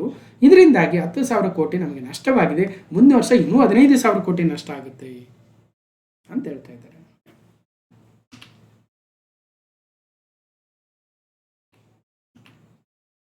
ಸರ್ಕಾರವು ಹೆಚ್ಚಿಸಿದ ಬಂಡವಾಳ ಹೂಡಿಕೆಯ ಜೊತೆಗೆ ಖಾಸಗಿ ಹೂಡಿಕೆಯಲ್ಲಿನ ಹೆಚ್ಚಳವು ರಾಜ್ಯದ ಒಟ್ಟಾರೆ ಆರ್ಥಿಕ ಬೆಳವಣಿಗೆಗೆ ಉತ್ತೇಜನ ನೀಡಿದೆ.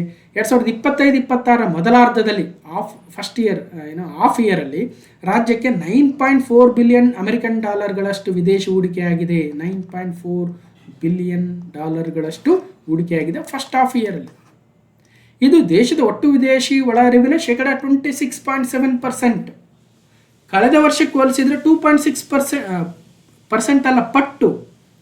ಕಳೆದ ವರ್ಷ ₹100 ಹರಿದು ಬಂದಿದ್ರೆ ಈ ವರ್ಷ 200 ಇಂಟು 2.6 ಮಾಡಿದರೆ ಎಷ್ಟಾಗುತ್ತೆ ಅಷ್ಟು, ಒಟ್ಟು 2.6, ಅದು 226 216. ಹಿಂದಿನ ವರ್ಷಕ್ಕೆ ಹೋಲಿಸಿದರೆ 2025-26 ಮೊದಲಾರ್ಧದಲ್ಲಿ ಮಹಾರಾಷ್ಟ್ರ, ಗುಜರಾತ್, ದೆಹಲಿಯಂತಹ ಪ್ರಮುಖ ರಾಜ್ಯಗಳಲ್ಲೇ ವಿದೇಶಿ ಒಳಹರಿವು ಕಡಿಮೆ ಆಗಿದೆ. ಆದರೆ ನಮ್ಮ ರಾಜ್ಯದಲ್ಲಿ ವಿದೇಶಿ ಒಳಹರಿವು ಹೆಚ್ಚಿಗೆ ಆಗಿದೆ. ಜೊತೆಗೆ ನಾವು ಕೈಗಾರಿಕೆ ನೀತಿ 2025-30 ಜಾರಿಗೊಳಿಸಿರೋದ್ರಿಂದ ಇನ್ನಷ್ಟು ಹೆಚ್ಚು ಹೂಡಿಕೆ ಬರ್ಬೋದು. ನ್ಯೂ ಇಂಡಸ್ಟ್ರಿಯಲ್ ಪಾಲಿಸಿ 2530 ಮಾಡಿದ್ವಿ ಬೇರೆ ವಿಡಿಯೋ. ಭಾರತದಲ್ಲಿ ಜಾಗತಿಕವಾಗಿ ಸಮೀಕೃತವಾಗಿರುವ ರಾಜ್ಯ ಆರ್ಥಿಕತೆಗಳಲ್ಲಿ ಕರ್ನಾಟಕ ಒಂದಾಗಿದೆ. ಮಾಹಿತಿ ತಂತ್ರಜ್ಞಾನ, IT ಸಂಬಂಧಿತ ಸೇವೆಗಳು, ಜೈವಿಕ ತಂತ್ರಜ್ಞಾನ, ಏರೋಸ್ಪೇಸು, ರಕ್ಷಣಾ ಕ್ಷೇತ್ರದ ಉತ್ಪಾದನೆ, ಎಲೆಕ್ಟ್ರಾನಿಕ್ಸು, ಸೆಮಿಕಂಡಕ್ಟರ್ ವಿನ್ಯಾಸ, ಸ್ಟಾರ್ಟಪ್ಪು, ಮುಂದುವರೆದ ಉತ್ಪಾದನೆಯಲ್ಲಿ ನಮ್ಮ ರಾಜ್ಯದ ನಾಯಕತ್ವವು ಭಾರತದ ರಫ್ತು ಕ್ಷೇತ್ರ, ವಿದೇಶಿ ನೇರ ಹೂಡಿಕೆಯ ಒಳ ಹರಿವುಗಳಿಗೆ ಪ್ರಮುಖ ಕೊಡುಗೆದಾರನಾಗಿ ಮಾಡ್ತಾ ಇದೆ ನಮ್ಮ ರಾಜ್ಯವನ್ನು. ಕರ್ನಾಟಕದಂತಹ ಜಾಗತಿಕವಾಗಿ ಸಮೀಕೃತ ರಾಜ್ಯಗಳ ಹಿತಾಸಕ್ತಿಗಳನ್ನು ವ್ಯಾಪಾರ ನೀತಿ ರೂಪಿಸಲು ಪರಿಗಣಿಸುವುದು ಅಷ್ಟೇ ಮುಖ್ಯವಾಗುತ್ತದೆ. ರಾಜ್ಯದ ಹಣಕಾಸು ಪರಿಸ್ಥಿತಿ. ಕರ್ನಾಟಕವು ತನ್ನ ಸದೃಢ ವಿತ್ತೀಯ ನಿರ್ವಹಣೆ ಮತ್ತು ಸಂಪನ್ಮೂಲ ಕ್ರೋಢೀಕರಣ ಸಾಮರ್ಥ್ಯದೊಂದಿಗೆ ಮುಂದೆ ಸಾಗ್ತಾ ಇದೆ. 24-25 ರಾಜಸ್ವ ಸಂಗ್ರಹಣೆಗೆ ಹೋಲಿಸಿದರೆ 25-26 ಪರಿಷ್ಕೃತ ಅಂದಾಜುಗಳಲ್ಲಿ ರಾಜ್ಯದ ಸ್ವಂತ ರಾಜಸ್ವವು 8.3% ಬೆಳವಣಿಗೆ ದಾಖಲಿಸಿದೆ. ಅಂದರೆ ನೆಟ್ ರಿಸಿಪ್ಟ್ಸಲ್ಲಿ. GSTಯಲ್ಲಿ ಕರ್ನಾಟಕವು ಪ್ರಮುಖವಾಗಿದೆ. ಅದರಲ್ಲೂ ರಾಜ್ಯದ ತೆರಿಗೆ ಆದಾಯದಲ್ಲಿ GSTಯೇ ಹೆಚ್ಚಿನ ಕೊಡುಗೆ ಕೊಡ್ತಾ ಇದೆ. ರಾಜ್ಯದ ಸ್ವಂತ ತೆರಿಗೆ ರಾಜಸ್ವದಲ್ಲಿ GST ಕೊಡುಗೆ 43% ಮುಂದೆ ನಾನು ಚಾರ್ಟ್ಗಳನ್ನ ಹಾಕಿ ತೋರಿಸ್ತೀನಿ. ಮತ್ತು GST ರಾಜಸ್ವ ಸಂಗ್ರಹಣೆಯಲ್ಲಿ ಕರ್ನಾಟಕವು ದೇಶದಲ್ಲಿ 2ನೇ ಸ್ಥಾನದಲ್ಲಿದೆ. ಈ GST 2.0 ಜಾರಿಗೆ ಬಂದಿರೋದ್ರಿಂದ ಈ ಬಾರಿ 10,000 ಕೋಟಿ ನಷ್ಟ, ಮುಂದಿನ ಬಾರಿ 15,000 ಕೋಟಿ ನಷ್ಟ ಆಗುತ್ತೆ ಕರ್ನಾಟಕಕ್ಕೆ ಅಂತ ಹೇಳ್ತಾ ಇದ್ದಾರೆ.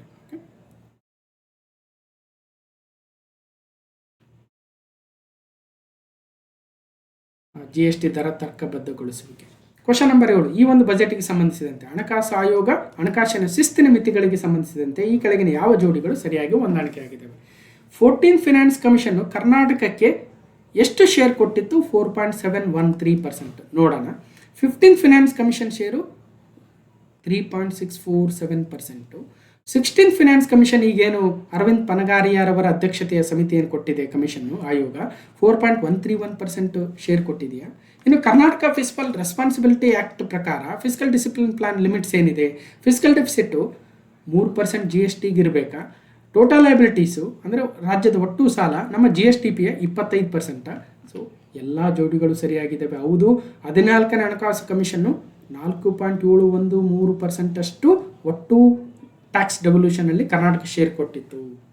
15th ಕಮಿಷನ್ ಡೌನ್ ಆಯಿತು. 16th ಹೋಗಿ ಭಾಳಷ್ಟು ಒತ್ತಾಯ ಮಾಡಿದ್ರೆ ಇಲ್ಲರಿ ನಮಗೆ ಭಾಳ ತೊಂದರೆ ಆಗ್ತಾಯಿದೆ, ನಾವು ನೋಡಿದರೆ GST ಅಷ್ಟು ಕಲೆಕ್ಟ್ ಮಾಡಿ ಕೊಡ್ತಾ ಇದ್ದೀವಿ, ಜನಸಂಖ್ಯೆ ನಿಯಂತ್ರಣ ಮಾಡಿದ್ದೀವಿ, ಅಭಿವೃದ್ಧಿ ಆಗಿದ್ದೀವಿ, ನಮಗೆ ಕಡಿಮೆ ಕೊಟ್ಟರೆ ಹೇಗೆ ಅಂತ ಭಾಳ ವಾದ ಮಂಡನೆ ಮಾಡಿದ್ದಕ್ಕೆ ಈ ಬಾರಿ ಸ್ವಲ್ಪ ಹೆಚ್ಚಿಗೆ ಕೊಟ್ಟಿದ್ದಾರೆ. 16ನೇ ಹಣಕಾಸು ಆಯೋಗದ ಹಂಚಿಕೆಗೆ ಸ್ವಾಗತ. 16ನೇ ಹಣಕಾಸು ಆಯೋಗದ ಶಿಫಾರಸುಗಳನ್ನು ಮುಖ್ಯಮಂತ್ರಿ ಸಿದ್ದರಾಮಯ್ಯನವರು ಸ್ವಾಗತಿಸುವುದು ಗಮನಾರ್ಹವಾಗಿದೆ. ಆಯೋಗವು ಶೇಕಡ 4.131 ತೆರಿಗೆ ಪಾಲು ಶಿಫಾರಸು ಮಾಡಿದೆ. ಇದರಿಂದ 15ನೇ ಹಣಕಾಸು ಆಯೋಗ ಮಾಡಿದ್ದಕ್ಕಿಂತ ಶೇಕಡ 13 ಹೆಚ್ಚಳವಾಗಿದೆ. ಓಕೆ, ಆದರೂ ಕೂಡ 14ನೇ ಹಣಕಾಸು ಆಯೋಗದಷ್ಟು ನಮಗೆ ಬರ್ತಾ ಇಲ್ಲ ಅಂತ ಹೇಳ್ತಾ ಇದ್ದಾರೆ. ರಾಜ್ಯ 14ನೇ ಹಣಕಾಸು ಆಯೋಗವು ರಾಜ್ಯದ ತೆರಿಗೆ ಹಂಚಿಕೆಯ ಪಾಲನ್ನು ಶೇಕಡ 4.713 ಶಿಫಾರಸು ಮಾಡಿತ್ತು. ಆದರೆ 15ನೇ ಹಣಕಾಸು ಆಯೋಗ ಭಾಳ ಡೌನ್ ಮಾಡಿಬಿಡ್ತು, ಶೇಕಡ 3.647 ಇಳಿಸ್ಬಿಡ್ತು. ಇದು ಹಿಂದಿನ ಆಯೋಗದ ಶಿಫಾರಸಿಗೆ ಶೇಕಡ 2.23 ಕಡಿಮೆ ಆಗಿತ್ತು. ನಂತರ ಈಗ ಸ್ವಲ್ಪ ಪರವಾಗಿಲ್ಲ, ಓಕೆ, ಈಗ ಪರವಾಗಿಲ್ಲ ಅಂತ ಹೇಳ್ತಾ ಇದ್ದಾರೆ. 26ರಿಂದ 31ರವರೆಗೆ 16ನೇ ಹಣಕಾಸು ಆಯೋಗ ತನ್ನ ವರದಿಯನ್ನು ಸಲ್ಲಿಸಿದೆ. ಕರ್ನಾಟಕಕ್ಕೆ ಶೇಕಡ 4.13 ತೆರಿಗೆ ಪಾಲನ್ನು ಶಿಫಾರಸು ಮಾಡಿದೆ. ಇದು 15ನೇ ಹಣಕಾಸು ಆಯೋಗ ಶಿಫಾರಸು ಮಾಡಿದ ಪಾಲಿಗಿಂತ ಶೇಕಡ 13 ಹೆಚ್ಚಳವಾಗಿದೆ. ಒಟ್ಟಾರೆಗೆ ಒಂದಷ್ಟು ಹಣ ಹೆಚ್ಚಿಗೆ ಬರ್ತಾ ಇದೆ ಅಂತ ಹೇಳಿದರೆ, ನಾವು 16ನೇ ಹಣಕಾಸು ಆಯೋಗದ ಬಗ್ಗೆ ಕಂಪ್ಲೀಟಾಗಿ ಒಂದು ಸಪ್ರೇಟ್ ವಿಡಿಯೋಗಳನ್ನೇ ಮಾತಾಡಿದ್ವಿ, ನೋಡಿರ್ಬೋದು ನೀವು. ಅದರ ಇದು ಕೊಟ್ಟಿದ್ದೀನೋ ಇಲ್ಲ ನಾನು. 16ನೇ ಹಣಕಾಸು ಆಯೋಗದ ಎರಡು ರಿಪೋರ್ಟ್, ವಿಡಿಯೋ ಮಾಡಿದ್ವಿ, ಪಾರ್ಟ್ 1 ಪಾರ್ಟ್ 2 ಅಂತ. ಇನ್ನು ಕರ್ನಾಟಕ ಆರ್ಥಿಕ ಹೊಣೆಗಾರಿಕೆ ಅಧಿನಿಯಮದ ನಿಯಮಾನುಸಾರ ರಾಜ್ಯದ ವಿತ್ತೀಯ ಕೊರತೆಯನ್ನು GSTPಯ ಶೇಕಡ 3 ಮತ್ತು ಒಟ್ಟು ಸಾರ್ವಜನಿಕ ಹೊಣೆಗಾರಿಕೆಗಳನ್ನು GSTPಯ ಶೇಕಡ 25 ನಿರ್ವಹಿಸಲು ಸೂಚಿಸಲಾಗಿದೆ. ಅದನ್ನು ನಾವು ಮತ್ತೊಮ್ಮೆ ಅಂದರೆ ಇದರ ಅರ್ಥ ಏನು, GSTP ಎಷ್ಟಿರುತ್ತೋ ಅದರ ಶೇಕಡ 3 ಮಾತ್ರ ಸಾಲವನ್ನು ಈ ವರ್ಷ ತೆಗೆದುಕೊಳ್ಬೇಕು. ಸಪೋಸ್ GSTP 20 ಲಕ್ಷ ಕೋಟಿ ಇದೆ ಅಂತ ತಿಳ್ಕೊಳ್ರಿ, ಅದರ 3 ಎಷ್ಟಾಗುತ್ತೆ ಅಷ್ಟು ಸಾಲ. ಎಷ್ಟು ಸಾಲ ಕರೆಕ್ಟಾಗಿ ಎಷ್ಟು ಸಾಲವನ್ನು ಸರ್ಕಾರ ತೆಗೆದುಕೊಳ್ತಾ ಇದೆ ಅಂತ ಪಾರ್ಟ್ 2, 3, 4 ಅವಾಗ ಬರ್ಬೋದು, ಯಾಕಂದರೆ ಇನ್ನೂ ಭಾಳ ಡಿಸ್ಕಷನ್ ಮಾಡೋದಿದೆ. ಇನ್ನು ಒಟ್ಟು ಹೊಣೆಗಾರಿಕೆ ಅಂದರೆ ಒಟ್ಟು ಸಾಲ ಸರ್ಕಾರ, ಇಡೀ ಕರ್ನಾಟಕ ಸರ್ಕಾರ ಸ್ಥಾಪನೆ ಆದಾಗಲಿಂದ ಇಲ್ಲಿವರೆಗೆ ಸಾಲ ಎಷ್ಟಿರಬೇಕಂದ್ರೆ, ಎಷ್ಟೇ ಸಾಲ ಇರಲಿ, 8 ಲಕ್ಷ ಕೋಟಿನೋ 7 ಲಕ್ಷ ಕೋಟಿನೋ, ಅದು ನಮ್ಮ GSTPಯ 25% ಮೀರಂಗಿಲ್ಲ. ಸಾಲ ಹೆಚ್ಚಿಗೆ ಮಾಡಬೇಕಾ, GSTP ಹೆಚ್ಚಿಗೆ ಮಾಡಿಸ್ರಿ, ಅಷ್ಟೇ ಇರೋದು. ಇಂಗ್ಲೀಷಲ್ಲೂ ಕೂಡ ಕೊಟ್ಟಿದ್ದೀವಿ ನೋಡಿ. ಇನ್ನು 16ನೇ ಹಣಕಾಸು ಆಯೋಗದ್ದು ಸಪ್ರೇಟ್ ಇದೆ, ಆ ವಿಡಿಯೋಸ್ 2 ವಿಡಿಯೋ ಪಾರ್ಟ್ 1 ಪಾರ್ಟ್ 2 ಮಾಡಿದ್ದೀವಿ, ಅದನ್ನು ನೋಡಲೇಬೇಕು, ನೀವು ಹೋಗಿ ನೋಡಿ. ಇನ್ನು OBC IAS KS free coaching ಎಕ್ಸಾಮಲ್ಲಿ ಒಂದು ಪ್ರಶ್ನೆ ಇತ್ತು, 15ನೇ ಹಣಕಾಸು ಆಯೋಗದ ಪ್ರಕಾರ ಮಾನದಂಡಗಳು ಏನೇನಿದ್ವು, ಎಷ್ಟು ವೇಟೇಜ್ ಕೊಟ್ಟಿದ್ರು ಅಂತ. ಅದೇ ಥರ 16ನೇ ಹಣಕಾಸು ಆಯೋಗದಲ್ಲೂ ಕೂಡ ಮಾನದಂಡಗಳು ಬೇರೆ ಆಗಿದ್ದಾವೆ, ವೇಟೇಜ್ ಬೇರೆ ಆಗಿದೆ, ಹೋಗಿ ನೋಡಿ.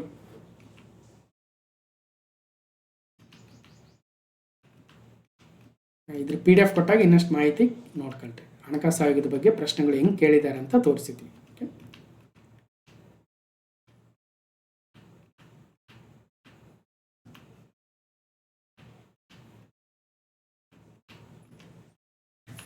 ನೆಕ್ಸ್ಟ್ 8ನೇ ಪ್ರಶ್ನೆ, ಪಟ್ಟಿ 1 ಪಟ್ಟಿ 2 ಕೊಟ್ಟಿದ್ದೀವಿ. ಅಂದರೆ ಯೋಜನೆ ಮತ್ತು ಅದರ ಉದ್ದೇಶ, ಯಾವ ಯೋಜನೆ ಏನು ಉದ್ದೇಶ ಇದೆ ಅಂತ. ಫಸ್ಟು ಮುಖ್ಯಮಂತ್ರಿ ಕೃಷಿ ವಿಸ್ತಾರ ಯೋಜನೆ ಉತ್ಪಾದನೋತ್ತರ ಕೃಷಿ ಚಟುವಟಿಕೆಗಳ ಬಲವರ್ಧನೆಗಿದೆಯಾ, ವಸುಧಾಮೃತ ಕಾರ್ಯಕ್ರಮ ಪರಿಸರ ಸ್ನೇಹಿ ಮತ್ತು ಸುಸ್ಥಿರ ಕೃಷಿ ಪದ್ಧತಿಗಳನ್ನು ಉತ್ತೇಜಿಸಲಿದೆಯಾ, ಸಸ್ಯ ಸಂಜೀವಿನಿ ಯೋಜನೆ ಬೆಳೆಗಳಲ್ಲಿ ಕೀಟ ಮತ್ತು ರೋಗಗಳನ್ನು ಆರಂಭಿಕ ಹಂತದಲ್ಲಿ ಪತ್ತೆ ಹಚ್ಚಿ ಸುರಕ್ಷಿತ ನಿರ್ವಹಣಾ ಕ್ರಮಗಳ ಬಗ್ಗೆ ಶಿಫಾರಸುಗಳನ್ನು ರೈತರಿಗೆ ಸಕಾಲದಲ್ಲಿ ಒದಗಿಸಲು ಸಸ್ಯ ಸಂಜೀವಿನಿ ಯೋಜನೆಯನ್ನು ತಂದಿದ್ದಾರಾ. ವಸುಧಾಮೃತ ಯೋಜನೆ ಅಂದ್ರೇನು, ಮುಖ್ಯಮಂತ್ರಿ ಕೃಷಿ ವಿಸ್ತಾರ ಯೋಜನೆ ಅಂದ್ರೇನು. ಸೊ ಎಗೆ 1, ಬಿಗೆ 2, ಸಿಗೆ 3 ಇದೆ. ಫಸ್ಟ್ ಏನು ಹೇಳಿದ್ದಾರೆ ಇದ್ರ ಬಗ್ಗೆ, ರೈತಾಪಿ ವರ್ಗದ ಸಬಲೀಕರಣಕ್ಕೆ ಹೊಸ ಯೋಜನೆಗಳ ದಾಂಗುಡಿ, ಬಲ ತುಂಬಲು 4 ಅಂಶಗಳಿಗೆ ಒತ್ತು, CM ಕೃಷಿ ವಿಸ್ತಾರಕ್ಕೆ ಅಸ್ತು, ಕೃಷಿ ವಿಸ್ತಾರಕ್ಕೆ ವಸುಧಾಮೃತ ಮದ್ದು, ರೈತರಿಗೆ ಸ್ಥಿರ ಮತ್ತು ಹೆಚ್ಚುವರಿ ಆದಾಯದ ಮೂಲಗಳನ್ನು ಸೃಜಿಸಲು ಮುಖ್ಯಮಂತ್ರಿ ಕೃಷಿ ವಿಸ್ತಾರ ಯೋಜನೆ ಎಂಬ ಹೊಸ ಯೋಜನೆಯನ್ನು ಬಜೆಟಲ್ಲಿ ಮಂಡನೆ ಮಾಡಲಾಗಿದೆ. ರೈತ ಸಮೃದ್ಧನಾದರೆ ಕರ್ನಾಟಕ ಸಮೃದ್ಧವಾಗುತ್ತದೆ ಎಂಬ ವಿಶ್ವಾಸದೊಂದಿಗೆ ವೈಜ್ಞಾನಿಕ ಕೃಷಿ ಮಾರ್ಗದರ್ಶನ, ಹಣಕಾಸು ನೆರವು ಗುಣಮಟ್ಟದ ಕೃಷಿ ಪರಿಕರ, ಕೊಯ್ಲೋತ್ತರ ಸಂಸ್ಕರಣೆ, ಮಾರುಕಟ್ಟೆ ಸಂಪರ್ಕ. ಈ 4 ಅಂಶಗಳು ನೋಡಿ. ರೈತರಿಗೆ ಏನೇನು ಕೊಡಬೇಕು? ಒಂದು, ವೈಜ್ಞಾನಿಕ ಕೃಷಿ ಮಾರ್ಗದರ್ಶನ ಕೊಡಬೇಕು. ನೋಡ್ರಿ, ಟೆಕ್ನಿಕಲಿ ಅವರಿಗೆ ಸೈಂಟಿಫಿಕ್ ಸಜೆಷನನ್ನು ಕೊಡಬೇಕು. ಮತ್ತು ಹಣಕಾಸು ನೆರವು ಕೊಡಬೇಕು. ಎರಡನೇದು, ಸಾಲನು, ಸಬ್ಸಿಡಿನು. ಮೂರನೇದು, ಗುಣಮಟ್ಟದ ಕೃಷಿ ಪರಿಕರಗಳನ್ನು ಕೊಡಬೇಕು. ನಾಲ್ಕನೇದು, ಕೊಯ್ಲೋತ್ತರ ಸಂಸ್ಕರಣೆ ಮತ್ತು ಮಾರುಕಟ್ಟೆ ಸಂಪರ್ಕ ಕೊಡಬೇಕು. ಕೊಯ್ಲು ಮಾಡಿರ್ತಾನೆ, ಮಾರುಕಟ್ಟೆಗೆ ಸಂಪರ್ಕ ಇಲ್ಲ. ಸಂಸ್ಕರಣೆ ಮಾಡಿರ್ತಾನೆ, ಅದಕ್ಕೆ ಒಳ್ಳೆ ಶೀತಲ ಅವೇನಂತೀವಿ ಇಲ್ಲ. ಸೊ ಈ ಎಲ್ಲ 4 ಅಂಶಗಳಿಗೆ ಒತ್ತು ನೀಡ್ತಕ್ಕಂಥ ಉದ್ದೇಶದಿಂದ ಮುಖ್ಯಮಂತ್ರಿ ಕೃಷಿ ವಿಸ್ತಾರ ಯೋಜನೆಯನ್ನು ತರ್ತಾ ಇದ್ದಾರೆ. ಕೃಷಿ ಉತ್ಪನ್ನಗಳ ಸಂಸ್ಕರಣೆ ಮಾಡಬೇಕು, ಮೌಲ್ಯವರ್ಧನೆ ಮಾಡಬೇಕು, ಮೌಲ್ಯ ಸರಪಳಿ ಅಭಿವೃದ್ಧಿ ಮಾಡಬೇಕು, ಕೃಷಿ ತ್ಯಾಜ್ಯಗಳ ಮರುಬಳಕೆ, ಮಾರುಕಟ್ಟೆ ಸಂಪರ್ಕಗಳನ್ನು ಸಮಗ್ರವಾಗಿ ಬಲಪಡಿಸುವ ಮೂಲಕ ರೈತರಿಗೆ ಸ್ಥಿರ ಆದಾಯದ ಮೂಲಗಳನ್ನು ಸೃಜಿಸುವುದು ಮುಖ್ಯಮಂತ್ರಿ ಕೃಷಿ ವಿಸ್ತಾರ ಯೋಜನೆ. ಇದಕ್ಕೆ 100 ಕೋಟಿ ರೂಪಾಯಿ ವೆಚ್ಚವನ್ನು 3 ವರ್ಷಗಳಲ್ಲಿ ಅನುಷ್ಠಾನ ಮಾಡ್ತೀವಿ. ಇನ್ನೊಂದು ಯೋಜನೆ ಇದೆ, ವಸುಧಾಮೃತ. ಏನಿದು ವಸುಧಾಮೃತ? ಮಣ್ಣಿನ ಸಾವಯವ ಇಂಗಾಲ ಮತ್ತು ಅದರ ಭೌತಿಕ, ರಾಸಾಯನಿಕ, ಜೈವಿಕ ಗುಣಮಟ್ಟವನ್ನು ಹೆಚ್ಚಿಸುವ ಮೂಲಕ ಪರಿಸರ ಸ್ನೇಹಿ ಮತ್ತು ಸುಸ್ಥಿರ ಕೃಷಿ ಪದ್ಧತಿಗಳನ್ನು ಉತ್ತೇಜಿಸಲು ವಸುಧಾಮೃತ ಕಾರ್ಯಕ್ರಮವನ್ನು ಮುಂದಿನ 3 ವರ್ಷಗಳಲ್ಲಿ ಜಾರಿಗೊಳಿಸಲಾಗುವುದು. ಮಣ್ಣಿನಲ್ಲಿ ಇಂಗಾಲ, ಭೌತಿಕ, ರಾಸಾಯನಿಕ, ಜೈವಿಕ ಗುಣಮಟ್ಟವನ್ನು ಹೆಚ್ಚಿಸಬೇಕು. ಆ ಮೂಲಕ ಈ ನಮ್ಮ ಬರೀ ರಸಗೊಬ್ಬರ ಹಾಕಿ ಕೃಷಿ ಮಾಡೋದ್ರ ಬದಲಾಗಿ ಸುಸ್ಥಿರ ಕೃಷಿ ಪದ್ಧತಿಗಳನ್ನು ಅಳವಡಿಸಿಕೊಳ್ಳಲು ಉತ್ತೇಜಿಸಲು ವಸುಧಾಮೃತ ಯೋಜನೆ. ಕೇಳಿಬಿಡ್ತಾರೆ, ವಸುಧಾಮೃತ ಏನು ಉದ್ದೇಶ ಅಂತ. ಇನ್ನೊಂದಿದೆ, ಬೆಳೆಗಳಲ್ಲಿ ಕೀಟ ರೋಗಗಳು ಬರ್ತವೆ, ಅದನ್ನು ಆರಂಭಿಕ ಹಂತದಲ್ಲಿ ಗುರುತು ಹಚ್ಚಿ ಅದಕ್ಕೆ ತಕ್ಕಂತೆ ನಾವು ಟೇಕ್ ಕೇರ್ ಮಾಡಿದರೆ ಮಾತ್ರ ಒಳ್ಳೆ ಬೆಳೆ ಬರೋದಕ್ಕೆ ಸಾಧ್ಯ. ಬೆಳೆಗಳಲ್ಲಿ ಕೀಟ ಮತ್ತು ರೋಗಗಳನ್ನು ಆರಂಭಿಕ ಹಂತದಲ್ಲಿಯೇ ಪತ್ತೆ ಹಚ್ಚಿ ನಿಯಂತ್ರಿಸಲು ಅಗತ್ಯವಿರುವ ಪರಿಸರ ಸ್ನೇಹಿ ಜೈವಿಕ ಪೀಡನಾಶಕಗಳ ಜೊತೆಗೆ ಸುರಕ್ಷಿತ ನಿರ್ವಹಣಾ ಕ್ರಮಗಳ ಸಲಹೆಯನ್ನು ರೈತರಿಗೆ ಸಕಾಲದಲ್ಲಿ ಒದಗಿಸಲು ಸಸ್ಯ ಸಂಜೀವಿನಿ ಯೋಜನೆಯನ್ನು ಅನುಷ್ಠಾನಗೊಳಿಸಲಾಗುವುದು. 3ನೇ ಕೃಷಿ ಯೋಜನೆ ಸಸ್ಯ ಸಂಜೀವಿನಿ ಯೋಜನೆಯ ಉದ್ದೇಶ ಏನು? ಸೊ 3 ಯೋಜನೆಗಳು ಬಂದವು. ಕೃಷಿ ಬಗ್ಗೆ ಹೇಳ್ತಾ ವಚನಕಾರ ಶಿವಲಂಕ ಮಂಚಣ್ಣನವರ ವಚನವನ್ನು ಹೇಳ್ತಾ ಹೋಗ್ತಾರೆ. ಧರೆಯ ಕೃಷಿ ಶುದ್ಧವಾಗಿಯಲ್ಲದೆ ಸಸಿ ಶುದ್ಧವಿಲ್ಲ. ಭೂಮಿಯ ಕೃಷಿ ಶುದ್ಧವಾಗಿಲ್ಲದೆ ಹೋದರೆ ಸಸಿ ಹೇಗೆ ಶುದ್ಧವಾಗಿರೋಕ್ಕೆ ಸಾಧ್ಯ? ರೈತ ಸಮೃದ್ಧನಾದರೆ ಕರ್ನಾಟಕ ಸಮೃದ್ಧವಾಗುತ್ತದೆ ಎಂಬ ದೃಢ ನಂಬಿಕೆಯಿಂದ ಪ್ರೇರಿತವಾಗಿ ನಮ್ಮ ಸರ್ಕಾರವು ಬಿತ್ತನೆಯಿಂದ ಮಾರಾಟದವರೆಗೆ ರೈತರಿಗೆ ಸಮಗ್ರ ಬೆಂಬಲ ನೀಡುವ 4 ಆಧಾರ ಸ್ತಂಭಗಳ ಮೇಲೆ ಕೃಷಿ ಅಭಿವೃದ್ಧಿಯನ್ನು ರೂಪಿಸಿದೆ. ಮೊದಲನೇ ಆಧಾರ ಸ್ತಂಭ ರೈತರಿಗೆ ವೈಜ್ಞಾನಿಕ ಕೃಷಿ ಮಾರ್ಗದರ್ಶನ ನೀಡಬೇಕು, ರೈತರಿಗೆ ಹಣಕಾಸು ನೆರವು ಕೊಡಬೇಕು, ಉತ್ತಮ ಗುಣಮಟ್ಟದ ಕೃಷಿ ಪರಿಕರ ಕೊಡಬೇಕು, ಬೆಳೆಗಳ ನಿರ್ವಹಣೆ ಮತ್ತು ಕೊಯ್ಲೋತ್ತರ ಸಂಗ್ರಹಣೆ, ಸಂಸ್ಕರಣೆ, ಮಾರುಕಟ್ಟೆ ವಿಸ್ತರಣೆ ಮಾಡಬೇಕು. ಅದಕ್ಕೋಸ್ಕರ ಪ್ರತಿಯೊಬ್ಬ ರೈತರ ಸಮೃದ್ಧಿ, ಆರ್ಥಿಕ ಸ್ವಾವಲಂಬನೆಯನ್ನು ಸಾಧಿಸಲು ಸರ್ಕಾರ ದೃಢ ಸಂಕಲ್ಪ ತೊಟ್ಟಿದೆ. ಕಳೆದ 3 ವರ್ಷಗಳಲ್ಲಿ ನಮ್ಮ ಸರ್ಕಾರವು ರೈತರ ಅಭ್ಯುದಯಕ್ಕಾಗಿ ಕೆಳಕಂಡ ಕಾರ್ಯಕ್ರಮಗಳನ್ನು ತಂದಿದೆ ಅಂತ ಹೇಳ್ತಾ ಹೋಗ್ತಾರೆ.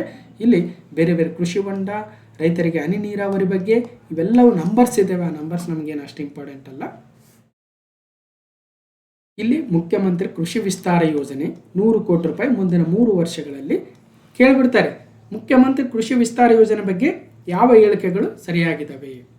ಮುಂದಿನ 1 ವರ್ಷದಲ್ಲಿ 100 ಕೋಟಿ ಅಂತ ಕೊಟ್ಬಿಡ್ತಾರೆ. ಆ್ಯಕ್ಚುಲಿ 3 ವರ್ಷ ಇರುತ್ತೆ. ಮತ್ತು ಅದರ ಉದ್ದೇಶ ಏನು ಅಂತ ನೋಡಿ. ಮುಖ್ಯಮಂತ್ರಿ ಕೃಷಿ ವಿಸ್ತಾರ ಯೋಜನೆ. ಇನ್ನೊಂದು ವಸುಧಾಮೃತ ಯೋಜನೆ ಮುಂದಿನ 3 ವರ್ಷಗಳಲ್ಲಿ, ಇದರ ಉದ್ದೇಶ ಏನು? ಸಸ್ಯ ಸಂಜೀವನಿ ಯೋಜನೆ ಮುಂದಿನ 3 ವರ್ಷಗಳಲ್ಲಿ, ಇದರ ಉದ್ದೇಶ ಏನು? ನೋಟ್ ಮಾಡ್ಕೋಬೇಕು. ರಾಜ್ಯದಲ್ಲಿ ಸಿರಿಧಾನ್ಯ ಮತ್ತು ಸಾವಯವ ಉತ್ಪನ್ನಗಳನ್ನು ಉತ್ತೇಜಿಸಲು ನಿರ್ಮಿಸಲಾಗುತ್ತಿರುವ ಮಿಲೆಟ್ ಹಬ್ಬನ್ನು ರೈತರು, ಗ್ರಾಮೀಣ ಯುವಕರು, ನವೋದ್ಯಮಗಳಿಗೆ ತಾಂತ್ರಿಕ ಸಹಾಯ, ಸಂಸ್ಕರಣಾ ಸೌಲಭ್ಯ, ಗುಣಮಟ್ಟ ಪ್ರಮಾಣೀಕರಣ, ಮಾರುಕಟ್ಟೆ ಸಂಪರ್ಕಗಳನ್ನು ಒಂದೇ ಸೂರಿನಡಿ ಕಲ್ಪಿಸುವ ಏಕಗವಾಕ್ಷಿ ಸಂಸ್ಥೆ, ಸ್ವಾವಲಂಬಿ ಸಂಸ್ಥೆಯನ್ನು ಮಾಡ್ತೀವಿ. ಮಿಲೆಟ್ ಹಬ್ಬು. ಇನ್ನು NABL ಮಾನ್ಯತೆ ಕೊಡ್ತೀವಿ ಪ್ರಯೋಗಾಲಯಗಳಿಗೆ. ಬೇರೆ ಬೇರೆ ಅಂಶಗಳಿರ್ತವೆ ನೋಡಿ.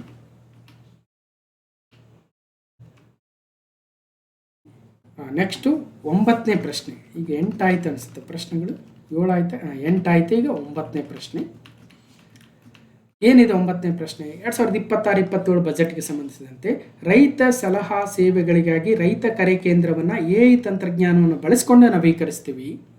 ಕೋಲಾರ ಜಿಲ್ಲೆ ಎಲ್ಲ ತಾಲೂಕುಗಳಲ್ಲಿ ಪ್ರಾಯೋಗಿಕವಾಗಿ MSIL ಮೂಲಕ ರೈತ ಮಾಲುಗಳನ್ನು ಸ್ಥಾಪಿಸ್ತೀವಿ. ಪಾಂಡವಪುರ ತಾಲೂಕನ್ನು, ಮಂಡ್ಯ ಜಿಲ್ಲೆ ಪಾಂಡವಪುರ ತಾಲೂಕನ್ನು ಪ್ರಮಾಣೀಕೃತ ಸಾವಯವ ಕೃಷಿಗಾಗಿ ಅಭಿವೃದ್ಧಿಪಡಿಸ್ತೀವಿ. ಚಿತ್ರದುರ್ಗದ ಬಬ್ಬೂರು ಕೃಷಿ ತರಬೇತಿ ಕೇಂದ್ರವನ್ನು ರಾಜ್ಯ ಮಟ್ಟದ ಕೃಷಿ ಉದ್ದಿಮೆ ತರಬೇತಿ ಕೇಂದ್ರವನ್ನಾಗಿ ಉನ್ನತೀಕರಿಸ್ತೀವಿ. Agri business training centre Babbur agriculture training centre Chitradurga. Pandavapura ತಾಲೂಕನ್ನು ಸರ್ಟಿಫೈಡ್ ಆರ್ಗ್ಯಾನಿಕ್ ಫಾರ್ಮಿಂಗಿಗಾಗಿ MSIL ಮುಖಾಂತರ ರೈತರ ಮಾಲುಗಳನ್ನು ಕೋಲಾರ ಜಿಲ್ಲೆಯ ಪ್ರತಿ ತಾಲೂಕಲ್ಲೂ AI ಟೆಕ್ನಾಲಜಿಯನ್ನು ಬಳಸಿ ರೈತ ಕರೆ ಕೇಂದ್ರ. ಸೊ 4 ಹೇಳಿಕೆ ಸರಿಯಾಗಿದೆ, ಭಾಳ ಇಂಪಾರ್ಟೆಂಟು. ಓಕೆ, ರೈತ ಕರೆ ಕೇಂದ್ರ, ರೈತ ಮಾಲುಗಳು. ಈಗ ಕೃಷಿ ಪರಿಕರಗಳು ಒಂದೇ ಕಡೆ ಲಭ್ಯವಾಗುವಂತೆ ಮಾಡಲು ಸರ್ಕಾರಿ ಸ್ವಾಮ್ಯದ MSIL ಮುಖಾಂತರ ರೈತ ಮಾಲ್ ಪ್ರಾರಂಭಿಸ್ತೀವಿ ಅಂತ ಹೇಳಿದ್ದಾರೆ. ಮತ್ತು ಕೋಲಾರ ಜಿಲ್ಲೆಯ ಪ್ರತಿ ತಾಲೂಕಿನಲ್ಲಿ ಮಾಲ್ ಸ್ಥಾಪಿಸ್ತೀವಿ ಪ್ರಾಯೋಗಿಕವಾಗಿ. ಎಲ್ಲಿ? ಕೋಲಾರ ಜಿಲ್ಲೆಯ ಪ್ರತಿ ತಾಲೂಕು ಕೊಡ್ಬೋದು. ರೈತ ಮಾಲುಗಳನ್ನು ಎಲ್ಲಿ ತರ್ತಾರ್ರಿ? MSIL ಮುಖಾಂತರ ಚಿಕ್ಕಬಳ್ಳಾಪುರ ಜಿಲ್ಲೆಯ ಎಲ್ಲ ತಾಲೂಕುಗಳ, ರಾಯಚೂರು ಜಿಲ್ಲೆಯ ತಾಲೂಕ ಅಥವಾ ಕೋಲಾರ ಜಿಲ್ಲೆಯ ಎಲ್ಲ ತಾಲೂಕ? ಮತ್ತು ಅದರ ಮೂಲಕ ಏನು ಮಾರಾಟ ಮಾಡ್ತಾರೆ? ರೈತರಿಗೆ ಉತ್ತಮ ಗುಣಮಟ್ಟದ ಕೃಷಿ ಪರಿಕರಗಳನ್ನು ಕೈಗೆಟುಕುವ ದರದಲ್ಲಿ ಲಭ್ಯವಾಗಿಸುವುದರ ಜೊತೆಗೆ ಮಾರುಕಟ್ಟೆ ಗೊಂದಲ ನಿವಾರಿಸಲು ಬಿತ್ತನೆ ಬೀಜ, ಕೀಟನಾಶಕ, ರಸಗೊಬ್ಬರ ಹಾಗೂ ಕೃಷಿ ಯಂತ್ರೋಪಕರಣಗಳು ಒಂದೇ ಸೂರಿನಡಿ ಮಾರಾಟ ಮಾಡಲು ಪ್ರಾಯೋಗಿಕವಾಗಿ ಕೋಲಾರ ಜಿಲ್ಲೆಯ ಪ್ರತಿ ತಾಲೂಕಿನಲ್ಲಿ ರೈತ ಮಾಲುಗಳನ್ನು ಸ್ಥಾಪಿಸ್ತೀವಿ MSIL ಜೊತೆಗೂಡಿ. ಜೊತೆಗೆ ಮಂಡ್ಯ ಜಿಲ್ಲೆಯ ಪಾಂಡವಪುರವನ್ನು ಸಂಪೂರ್ಣ ಸಾವಯವ ತಾಲೂಕನ್ನು ಪರಿವರ್ತಿಸ್ತೀವಿ. ಮಂಡ್ಯ ಜಿಲ್ಲೆಯ ಪಾಂಡವಪುರವನ್ನು ಸಂಪೂರ್ಣ ಸಾವಯವ ತಾಲೂಕನ್ನಾಗಿ ಪರಿವರ್ತಿಸ್ತೀವಿ ಮತ್ತು ಸರ್ಟಿಫಿಕೇಶನ್ ಕೊಡಿಸ್ತೀವಿ ಅಂತ ಹೇಳಿದ್ದಾರೆ. ನೋಡಿ, ಇಂಥವು ಇಂಪಾರ್ಟೆಂಟ್. ಚಿತ್ರದುರ್ಗ ಜಿಲ್ಲೆಯ ಬಬ್ಬೂರಿನ ಜಿಲ್ಲಾ ಕೃಷಿ ತರಬೇತಿ ಕೇಂದ್ರವನ್ನು ರಾಜ್ಯ ಮಟ್ಟದ ಕೃಷಿ ಉದ್ದಿಮೆ ತರಬೇತಿ ಕೇಂದ್ರವನ್ನಾಗಿ ಮಾಡ್ತೀವಿ ಅಂತ ಹೇಳ್ತಾ ಇದ್ದಾರೆ. ಓಕೆ, ಇನ್ನು ಬೇರೆ ಬೇರೆ ಮಿಲೆಟ್ ಹಬ್ಬ ಬಗ್ಗೆ ಕೂಡ ಒಂದಷ್ಟು ಅಂಶ ಇದೆ ನೋಡಿ. ರೈತ ಮಾಲು ಕೇಳಬಹುದು, ಇಂಪಾರ್ಟೆಂಟ್. ರೈತ ಕರೆ ಕೇಂದ್ರ AI ಟೆಕ್ನಾಲಜಿ ಕೃಷಿ ಇಲಾಖೆ ಅಡಿಯಲ್ಲಿ ರೈತರ ಚಿತ್ರದುರ್ಗ ಜಿಲ್ಲೆಯ ಬಬ್ಬೂರಿನ ಕೃಷಿ ತರಬೇತಿ ಕೇಂದ್ರ ಇನ್ನು ಮುಂದೆ ಕೃಷಿ ಉದ್ದಿಮೆ ತರಬೇತಿ ಕೇಂದ್ರ ಆಗ್ತಾ ಇದೆ. Okay, next question number 10. 2026-27 Karnataka ಬಜೆಟ್ಗೆ ಸಂಬಂಧಿಸಿದಂತೆ ತೋಟಗಾರಿಕಾ ವಲಯಕ್ಕೆ ಸಂಬಂಧಿಸಿದಂತೆ ಈ ಕೆಳಗಿನ ಯಾವ ಹೇಳಿಕೆಗಳು ಸರಿಯಾಗಿದ್ದಾವೆ? 2 cold storages 12 metric MT capacity will be built in Honnali, Davanagere, Toravi, Vijayapura. 2 ಶೀತಲೀಕರಣ ಘಟಕಗಳನ್ನು ದಾವಣಗೆರೆ ಜಿಲ್ಲೆಯ ಹೊನ್ನಾಳಿ, ವಿಜಯಪುರ ಜಿಲ್ಲೆಯ ತೊರವಿ. ಮೈಸೂರಿನ ಲಿಂಗಾಂಬುದಿ ಉದ್ಯಾನವನ ಪ್ರವಾಸಿಗರನ್ನು ಆಕರ್ಷಿಸಲು ಅಭಿವೃದ್ಧಿಪಡಿಸಲಾಗುವುದು ಅಂತ ಹೇಳಿದ್ರು. 2 ಕೂಡ ಸರಿಯಾಗಿದ್ದಾವೆ. ಓಕೆ, ಸೊ ಒಂದಷ್ಟು ಡೀಟೇಲ್ಸ್ ಇದೆ, ಅಷ್ಟೇನು ಇಂಪಾರ್ಟೆಂಟ್ ಅನಿಸ್ತಾ ಇಲ್ಲ ನೋಡಿ.